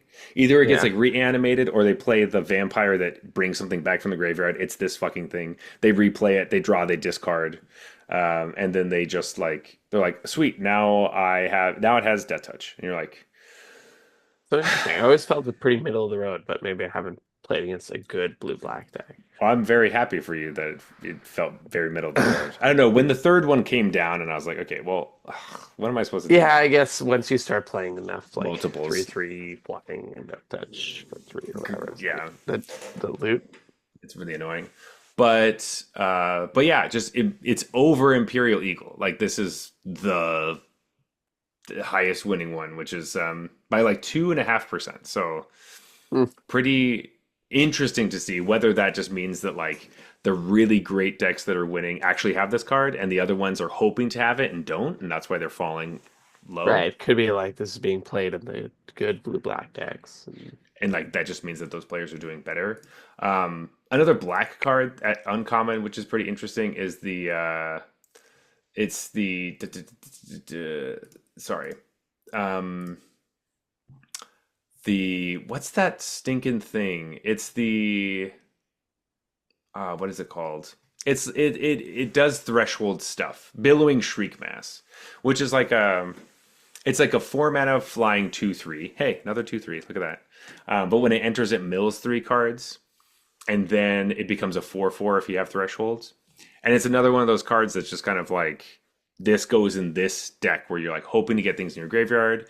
Either you have reanimation or you have some random flashback spells or some value you can get from the graveyard, and it starts hitting in the air for a bunch. Um, these are the cards that you end up milling yourself out if you have too many of them, which is definitely possible as Yeah, this format can go a little long. I have seen it happen actually. I So have done it to I was like, yeah, I've done it to myself. okay, well, it's better being on the other side of that. I was like, I think my opponent's gonna milk themselves. And they're just like, mill myself. It's like, Yeah, cool, cool. cool, nice. It was in that like awkward position where it's like they definitely needed to commit more to the board or they're gonna lose that way. But Hmm. like the card they could play was gonna mill them. It's And just it's like, like they ugh. decided to mill themselves out, which Yeah, I and respected. Yeah. that's high respect. But I will say that these two cards are the ones that mill you a lot. They care about you being milled, but like if you're playing blue black, interested in like those types of flyers, that and then like the common vampire that raised dead something, and Oh yeah, yeah. a little bit The less of like a control-y deck, but more like I'm gonna kill the big stuff that's gonna kill me, and then I'm gonna attack you in the air and you can't block. yeah. It kind of like I treat it more like a Flyers deck. Um, I think part and of the problem is like there's just the flying angel that incidentally like fucks you. It's just like, oh, I'm a blue-white flyer stack and I'm playing this angel that exiles your graveyard, bitch. And it's that's, just like, why is that here? Like I it's just mean, like the best deck already randomly hoses me. Cool. I guess that's true. I haven't seen that card that much. Or every time it's played, I'm not playing a graveyard deck, so I'm like, okay, Yeah, maybe my experiences have been it's a bit specific, but I'm just like yeah, every time I play anything that cares about the graveyard, this I card just get fucking slaps exiled. down. I'm just like, why don't I just play a bunch of fucking flyers then? Why don't Yeah, I just do that? that's And yeah, that's the true. answer is that's the correct thing That to that's do. that's the correct thing to do. Um, anyway, talking about other decks, red white. Yeah, Um, I'm this one's more disappointing. I'm disappointed with this deck. yeah. What's up, Boros? What the hell happened? I just think red kind of sucks. I think red sucks. And it's kind of weird because there are two red decks in the tier two or whatever. Hmm. But like red doesn't have the card quality here. Um, and if you want to be like, okay, so generally speaking, aggro is naturally going to be a bit worse in Corset because it's not really like it's designed for it's the 2/3 format, right? Hmm. Um, and so I thought heroic intervention would be enough to be like, hey, there's good white cards, there's heroic intervention. Heroic That's all you reinforcements. need for a great deck. Or sorry, heroic reinforcements. Yeah, you're Yeah. right. I think red is not only like not great, but the good cards in red tend to be slightly more expensive in terms of Hmm. creatures. That it's like, yeah, this deck ends up like again, it's retroactively like seeing the results and making it make sense. But after playing against Boros, my feeling was like Boros is kind of bad, and now seeing it in mid pack, I'm like, I don't know how to rectify this because I thought it would be at the top coming in, played Hmm. against it, and was like, oh, this deck sucks. And then now it turns out it's in the middle. Um, I think it's kind of another situation of just white is good and red is bad, and this Hmm. deck ends up in the middle. So I this is pretty interesting because like I early on had trophied with a Boros deck. Hmm. Um, it was like the first trophy I had, and it was very aggressive. Looking back at it, there was a lot of rare red cards. Um, Okay. so like I had the Seer Slicer Goblin, I had two Swiftblade Vindicators, I had a Flame Wake Phoenix. Like all those cards were like these are red Yeah. rares, strong, good stuff. And they're like Boros rares. Boros rares, right? As well as like a bunch of Goblin Surprises and heroic reinforcements. And then a lot of the other cards were like white. You know, I did have some red like one drops, the Fanatical Firebrands and stuff, but the ones that were actually good were like the helpful hunters and the healers hawks, and you had your like Of sunblessed course, yeah. healers and those types of things. So that deck won primarily off the back of like a bunch of rares, and then I also had it's the best raise the pass deck I ever had. It's like the 4 mana, all your twos come back because Yeah. like every single one of my creatures was a 2 drop. Basically, I had two creatures that were 3 drops, and then some token makers. But like raise the pass was actually good in my deck. Yeah, now you're Um, playing constructed. yeah, so that was like pretty like really exciting. So immediately I was like, oh, sick! Boros is going to be great. And then I just hadn't really seen it a lot. Like I haven't seen heroic reinforcements played against me very much at all. Like a couple times, but it hasn't been the same feeling as MKM where you're like they're gonna play the fucking thing. They're gonna hit me with, like Right. every time They're gonna this play it and happens. I'm gonna lose, and then they do play it and you do lose. Like Yeah. every single time, it's like they Yeah. always have it, and you have to be prepared. This is not. No, I yeah, was. you're right. I haven't had that feeling either. Like Mhm. I've had it played against me and my opponent has won, but I've Mhm. had it played against me multiple times where I won, actually, and they had a reasonable board state. I'm like, Yeah. that was not the case last time we played against this card. It was like if your No. opponent had anything on the board and they played this, you're just gonna lose. Like, Basically, yeah. Um, so I thought it was a important time to kind of look at some of the monocolored decks when we're talking about Boros, mhm.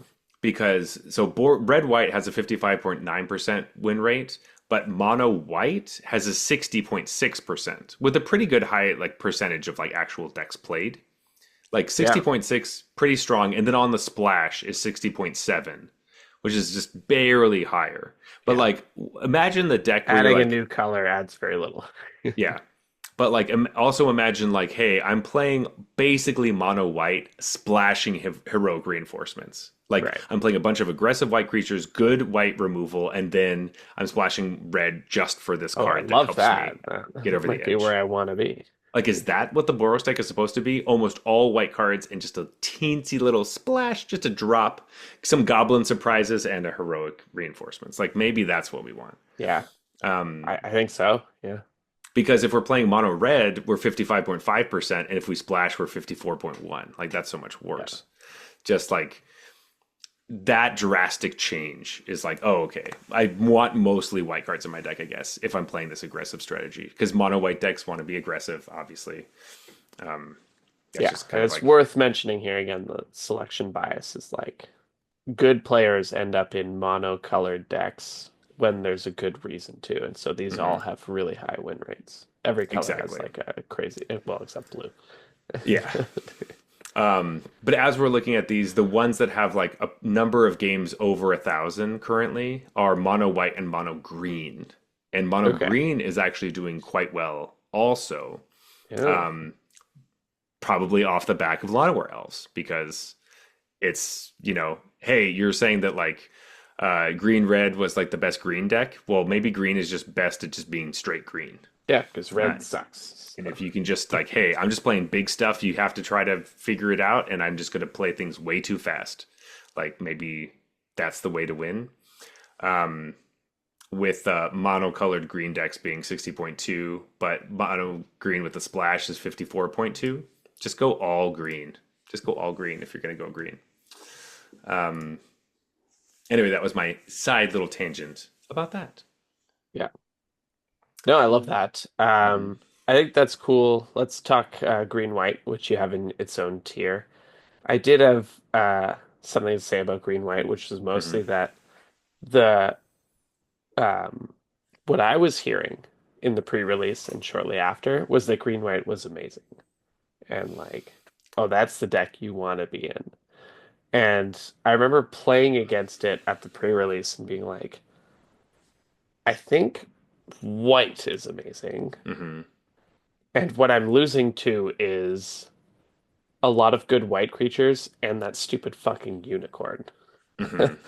And because like my opponent who like crushed me with green white played some like random elf stuff, but then mostly played a unicorn into a cat collector, and I was like, okay, well, like, yeah, I'm getting fucked up. Don't Yeah, get me yeah, wrong, but it's mostly that cat collector that's yeah. really kicking my ass. And so I was like, I see why initial reaction to green white would be pretty strong in like a pre-release and like early days scenarios. But I was like, I think what people are reacting to is like white is strong and there's nothing to figure out about green white. Like you're just playing Hmm. creatures and attacking, and Yeah, and putting that's counters your on the thing. creature that you want to attack, and yeah. And like I would also expect white blue to be really heavily favored early for that same reason. It's like you don't have to figure anything out. You just play flyers, and one of Hmm. those stood the test of time, and one of them did not. And I'm not surprised that green white is kind of mediocre. Hmm. And I Yeah, think it's only this high because white is that good. Like I not agree. that we're in a format where white is like dominant, but Hmm. I think it's one of those formats where it's been clear to me just playing games that white is the best color. Hmm. And then the rest is not super clear to me. I think I do still think red sucks, but the other three I think are and blue is maybe I think black is maybe the second best, but I'm also a Hmm. little biased because I love I the white love. black deck, I think. So But I agree with you. I think black is the second best for sure. And it's like and then lefty the other genetic three are like, colors. well, whatever. If anyone orders those differently than me, I'd be like, that's Yeah. fine. Personally, I think red is the worst, but Yeah. Personally, I'm just not ordering Teamer off the menu at all. So, Yeah, yeah, exactly. yeah. I'm trying to be black white, and the other colors are going to supplement. Maybe if I end up black, then it won't be based on this what I learned today. Maybe I'm more Hmm. interested in red cards after I've like in that black, Totally. you know. Or if I'm white, then I'm like, okay, maybe I'll pick up some blue cards if white black isn't If white open. black isn't really Yeah, working. Yeah. yeah. I will say green white does lean heavily into this counter stuff if you can get the Doubling pieces that season. you. Yeah. Oh, No, not fucking doubling season. Don't put that card in your deck. it doubles your counters, Zach. Yeah, Do you not yeah. know It that? doesn't do And anything if you have actually. cat collector, it makes two cats. Oh, Think about that. great. And then your whatever the squire gets extra counters, and extra cats make extra counters. Yeah, Um, clearly you didn't think about that. sure, yeah. I will say that this deck, the Scavenging Ooze, is really, really strong, and this deck utilizes Scavenging Ooze pretty well because you have a bunch of counter synergies and life gain synergies. Yes. So, um, I think Scavenging Ooze is just an exceptional limited card. yeah, And it's also particularly good in this format because there's people trying to hit like threshold and shit. it's Um, true, and you can eat so or trying to like, reanimate stuff, or there's zombify and things like that. yeah. I As would be well as like surprised, but raised dead. not that surprised if the best rare was Scavenging Ooze. Scavenging Ooze is up there. It's not the best Yeah. rare. Yeah, yeah. I'm trying to Uh, feel you out here. yeah, yeah. It's not Scavenging Ooze. Noted, noted, noted. But like, I actually have a pick of what I think it probably is, but I'm also including mythic rares in this thing as well. We could do yeah, rares me and mythic too, me rares. too. Okay, Sorry, I mean, I'm uh, old. I don't make a distinction. for sure. I just wanted to make sure that I didn't tell you what it actually was, and you're like, "Well, that's a mythic. It doesn't care." Oops, did I say it's a mythic? Well, there you go. Um, My the card I'm thinking of is a mythic, so I don't know if you're there you messing go. with me or not. I don't know. Anyway, I will say that I had a sweet deck with 2 exemplars of light and scavenging ooze in it, which was amazing. Because then each turn you can just be like, eat something from your graveyard. It gets a counter. I gain a life. My exemplar of light gets a counter, draws me a card, and I do Yeah, that every turn. And our opponents see that and they're like, no, that's horrible. right. Especially if you Um, have doubling season in play. It's just Shut the fuck up about doubling season. Holy shit. Oh god. Anyway, yeah. Just for our listeners, you probably shouldn't play doubling season in your don't play limited doubling deck season in your limited deck. Oh god. Anyway, unless you have um, two of them. Then imagine. yeah. All right, Jeff. We got 3 more decks to talk about, Yeah, and they're not very I good. feel like we can speed run these ones That because sounds great. not only are they like okay, so there's one deck that always sucks in limited. I think OTJ was the one exception to this, Hmm. and this is surprise, surprise, black green, the worst one. It's bad. Yeah. Um, I will say Bloomborough. You did skip Bloomborough, but Oh, Golgari that's my was bad. was quite good in Bloomborough. Okay. Um, but it had some other stuff going on, like some cool forage things. Um, this is morbid, which it's at the bottom with 52.4%. It's it's harder to trigger everything than you want, and when your removal spell needs a creature to have already died, it's it can Yeah. make things hard. It's just asking too much, and the payoff's not really there. And of Yeah. course, and then the other two decks that are down here are decks that we traditionally not fans of here No. at the Green Regulars. So happy Hmm. to see this because I don't fucking want to play blue red spells Punch down. or Simic ramp. So get out of here. They suck. They're still if you want a more objective thing, they're still totally playable at like this is one of those formats that goes from like 52 and a half up to 57. So on that range of 50 to 60, it's like Hmm. pretty contracted. This is a fine format where in principle, if it comes together, you can play anything Anything. And based depending on on these numbers. what rares you get and all that stuff, but Yeah, and the self-correcting format of draft where like, people are going to be taking the white cards, so, mhm, you know, like and I think it is a format where white's clearly the best and then the rest are, yeah. I think mhm, black, like we talked about, black's second best all that for stuff me, but the other three are down here at the not bottom. meaningfully different. Yeah.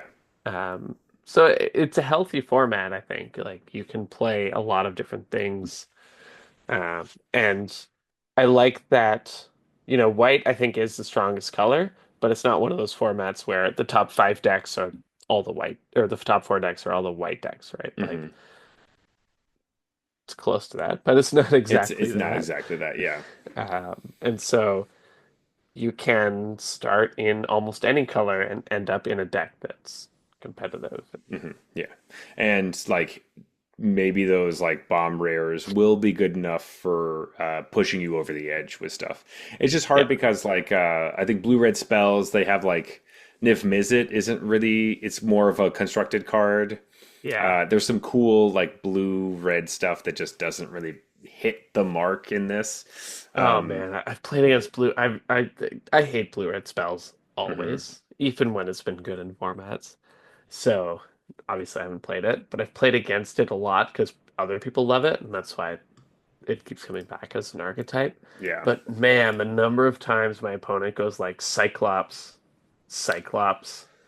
I'm just like, well, I just won this game because you did fucking nothing for like Yes. turns three and four. It's like, do you really just want to play And even if you cast something, your creatures aren't good. Like you need to cast two spells for those to be slightly like above rate crazy? creatures. Like Hmm.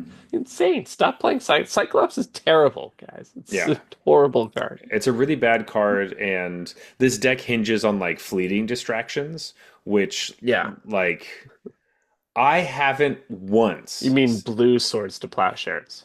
No, I mean blue air. Yeah. It's literally just like, hey, do you want to like spend some mana to like draw a Accomplish different card? nothing.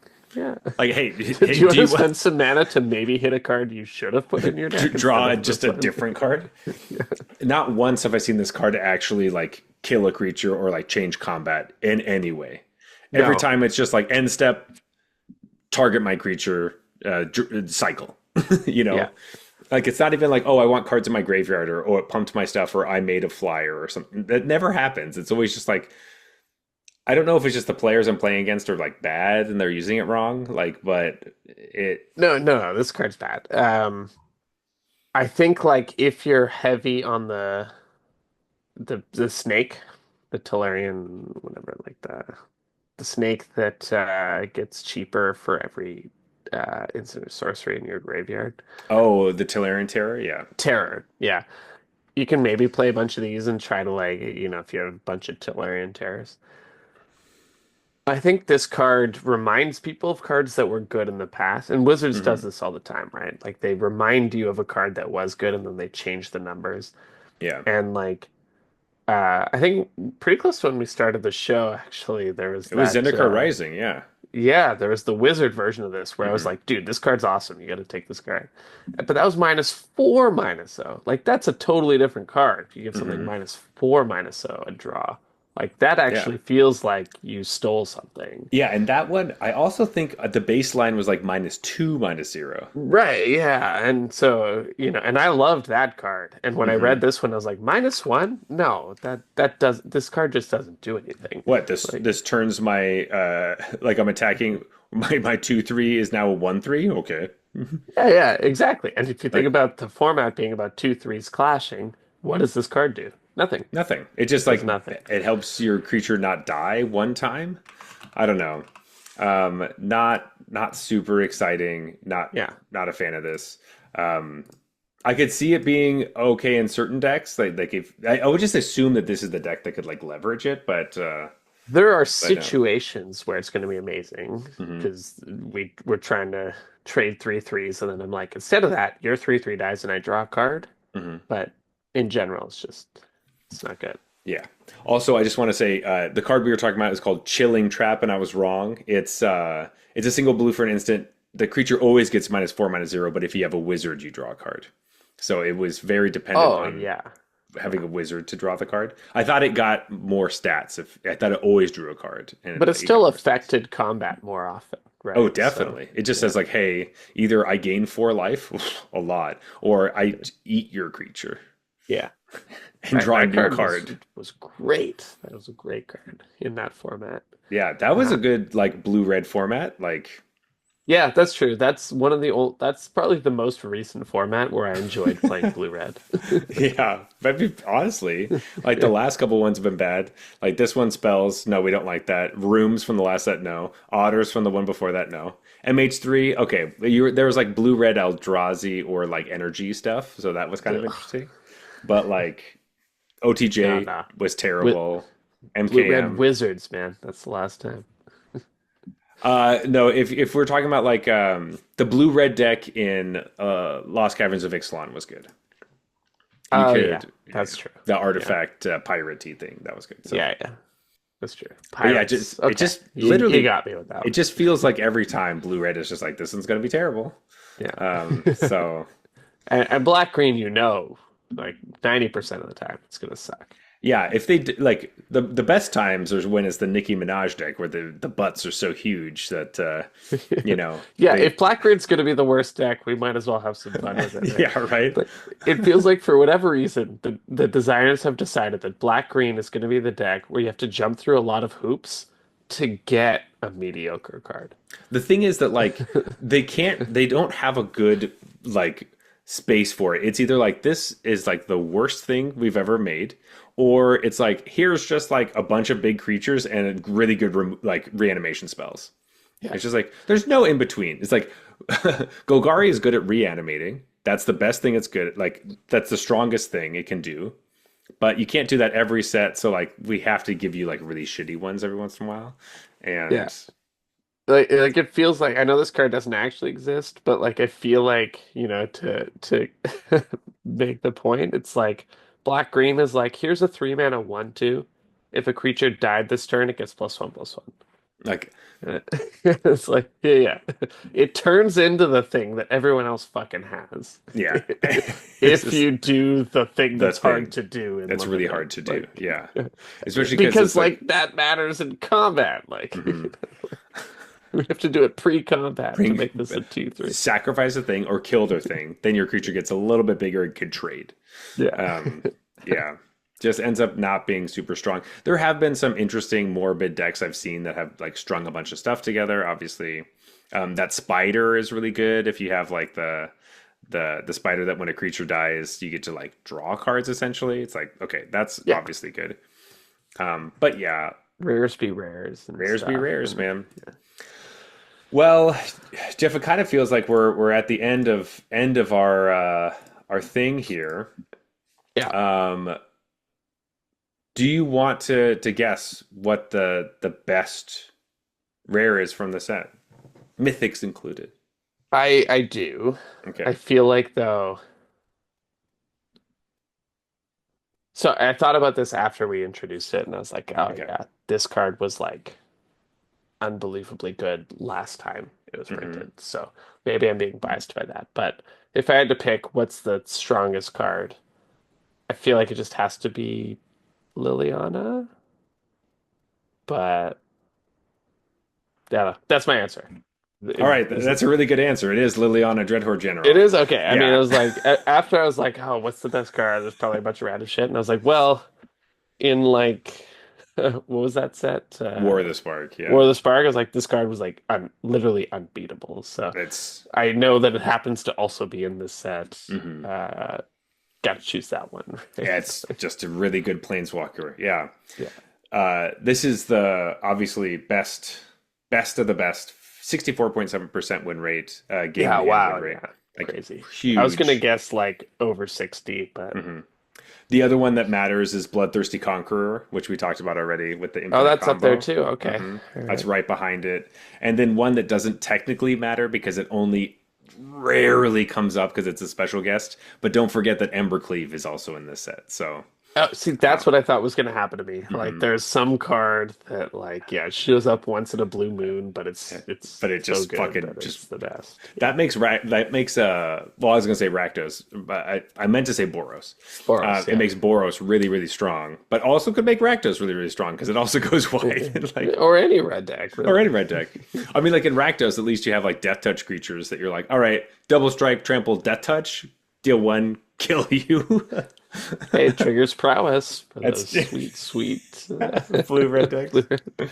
Totally. Oh gosh. Anyway, moral of the story here is we want to be playing creatures with flying, and we want to be getting life. So and killing stuff. That's our favorite thing to do. Do you have the rares and mythic rare tier list right in front of you right now? Yes. What's the best white one? Just out of curiosity. The best white one is Celestial Armor. It's Okay. doing it's Yeah. making the rounds. Yeah. That's a little Leyline, surprising because it's not like the most obvious it's really not. strong white card, but But having played with it, I'm like, yeah, it's pretty good. Leyline Axe is also very high up on the list, which is really surprising. Um, I think Interesting. it's mainly because I would assume it's not played that much.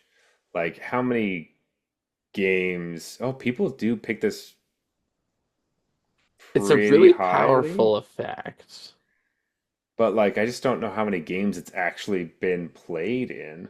Are people Um, just like mulliganing to it? I guess I don't know. Like, Game in probably. hand counts if you draw it in your opener and immediately slap it on the battlefield, right? Yeah, totally, totally. I mean, like that's the thing. Um, But yeah, besides that stuff, holy crap, Dreadwing Scavenger is like above Zimone. This is crazy. That card, Oh. What is this list? that's crazy. Um, anyway, great stuff. Limited's always super fun, Yeah. and I love to talk about these things because it's a nice way to kind of think about it as we get into the format. It's also still pretty new, so a lot of these will change, Oh but yeah. it's Yeah, yeah. it's nice to have like a little stamp of like, hey, after the first week and a half or so, this is what the format was like. So, Yeah. And there won't be too many changes about like what decks necessarily like you want to be mhm. in and colors and stuff, but But some of specific the cards will change. cards alter and draft is self-correcting, so Mhm. you know people can't draft white as easily as they used to, and so It starts to get kind of interesting yeah, in I think it was in Bloomborough when some of the other format or the colors that looked pretty bad started being kind of interesting. Blue black ended up being kind of good at a certain point because people started to figure out what cards needed to go in the deck. yeah, So and that's same the mark of a good here. format, hmm So or at least it's one of them. Like mark of an I think, interesting format, yeah. yeah, and I think this format, being core set, is definitely a little more. You're probably not discovering things late into the format that nobody hmm found, but I think like you don't need that. This looks like super solid where it's it was 52.5 to 57.5, like a tight range on the decks. hmm You can kind of play anything, and the self-correcting nature of draft will kind of handle that part for you where, yeah, you want to be blue-white flyers, so does everyone. So, hmm like, good Yeah. luck. Uh, yeah, I think this is like really shaping up to be everything I'm seeing. screams like well-designed core set Yeah. draft format to Yeah. me. Honestly, like I can't even remember. I feel like that there's just been a lot of draft formats recently. That's just the norm. Like everything is just like Yeah, yeah, basically like this. So they're so good at it that yeah, yeah, that's fair. that's But great. hey, but this is the first core set You're right. format in a Yeah, while, yeah. so That's true. good to That's know true. they were able to apply their learnings to and still make it feel like a core set. Yeah. Yeah. Big part of that is making a lot of two threes. Two threes. Yeah. Gotta love them. Anyway, Jeff, with that, let's go to last call. Let's talk about this beer that we have in front of us, or Yes. that is in our bellies. Yeah. As always, we rate our beers on a scale from bronze to mythic, just like the tiers in Arena. However, this has nothing to do with what tier you are in currently, because everyone's in different tiers at different times. So don't feel bad when we say that bronze beers are trash. They're horrible. You have to spit them out. You pour them on the ground. You piss all over them because they're just nasty. Yeah. Um, silver beers are just kind of boring or you know, bad or boring is basically the category here. So macro brews or micro brews with not a lot going on. Mhm. Gold beers are fine, but you wouldn't really drink them again. Platinum is solid and you would drink it again. Diamond beers are exceptional. You like these a lot, and you show them off to your friends. Mythic, these are the best of the best. These are the Liliana Dreadhorde generals of the beer world. Hmm. All right, we got Double Ducks, this IPA right here. Um, did you like it twice as much as Ducks? Uh, no, not twice as much, Hmm. but I did like it. That was pretty good. I liked Um, it too. Um, I, sorry, go ahead, go ahead. I was going to go so far as to say I did not like it twice as much as Ducks. I may have liked it less than Ducks. I agree. So I was gonna come up with something complicated, like the multiplier is not two, it's like 0.9 or whatever. But whatever. I still liked it. I thought it was fine. But you were talking about how usually if there's an IPA we like the double version more, and maybe that was in my head.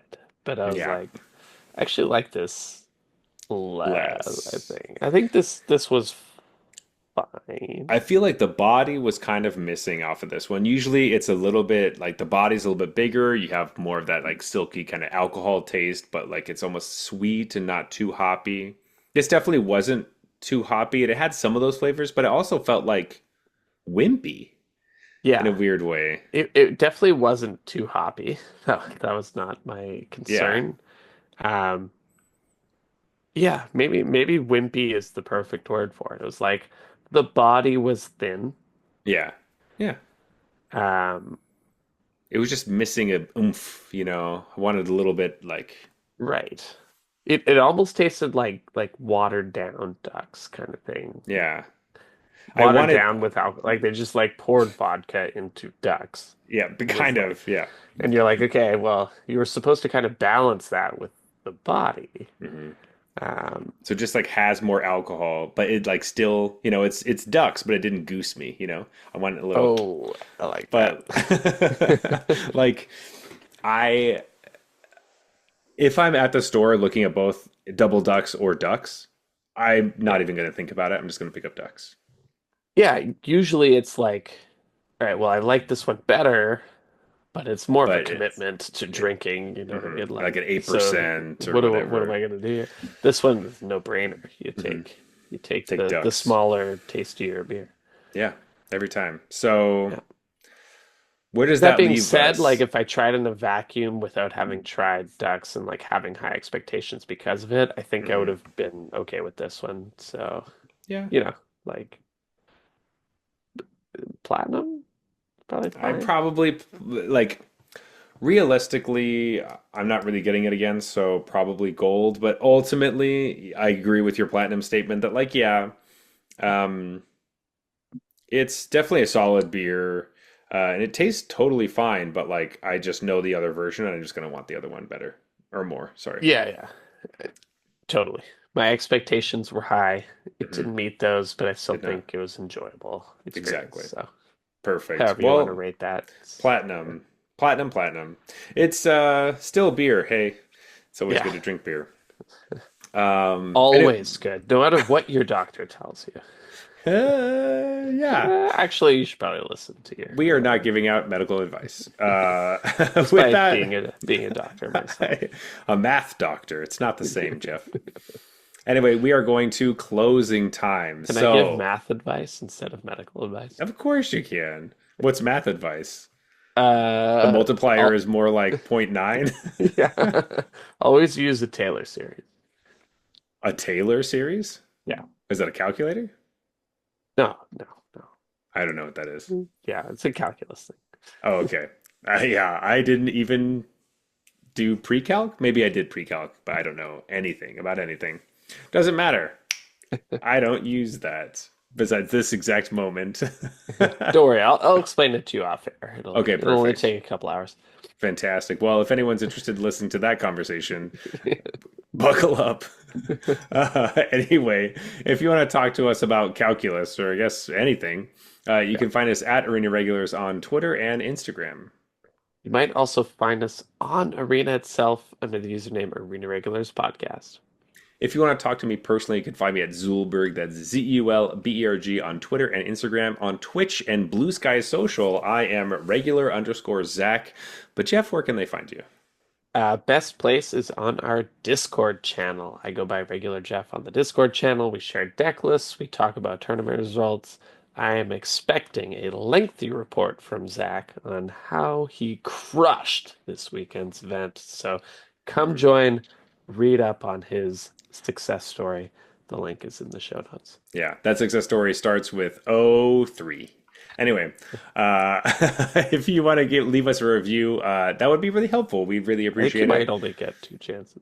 Oh, geez. Yikes. Okay, well, then 03 is going to be really bad. Yeah, if you Um, manage 03, I'll be impressed. if you would like to leave us a review, please do. You can do all of that on different places you find text boxes next to our name.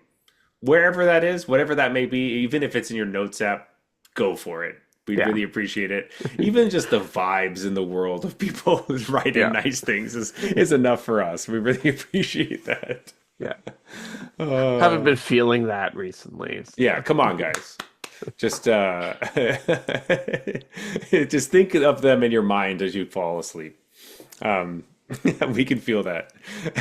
Anyway, this has been the Arena Regulars. Reminding you that black-white is where you want to be in Foundation's draft. Good night.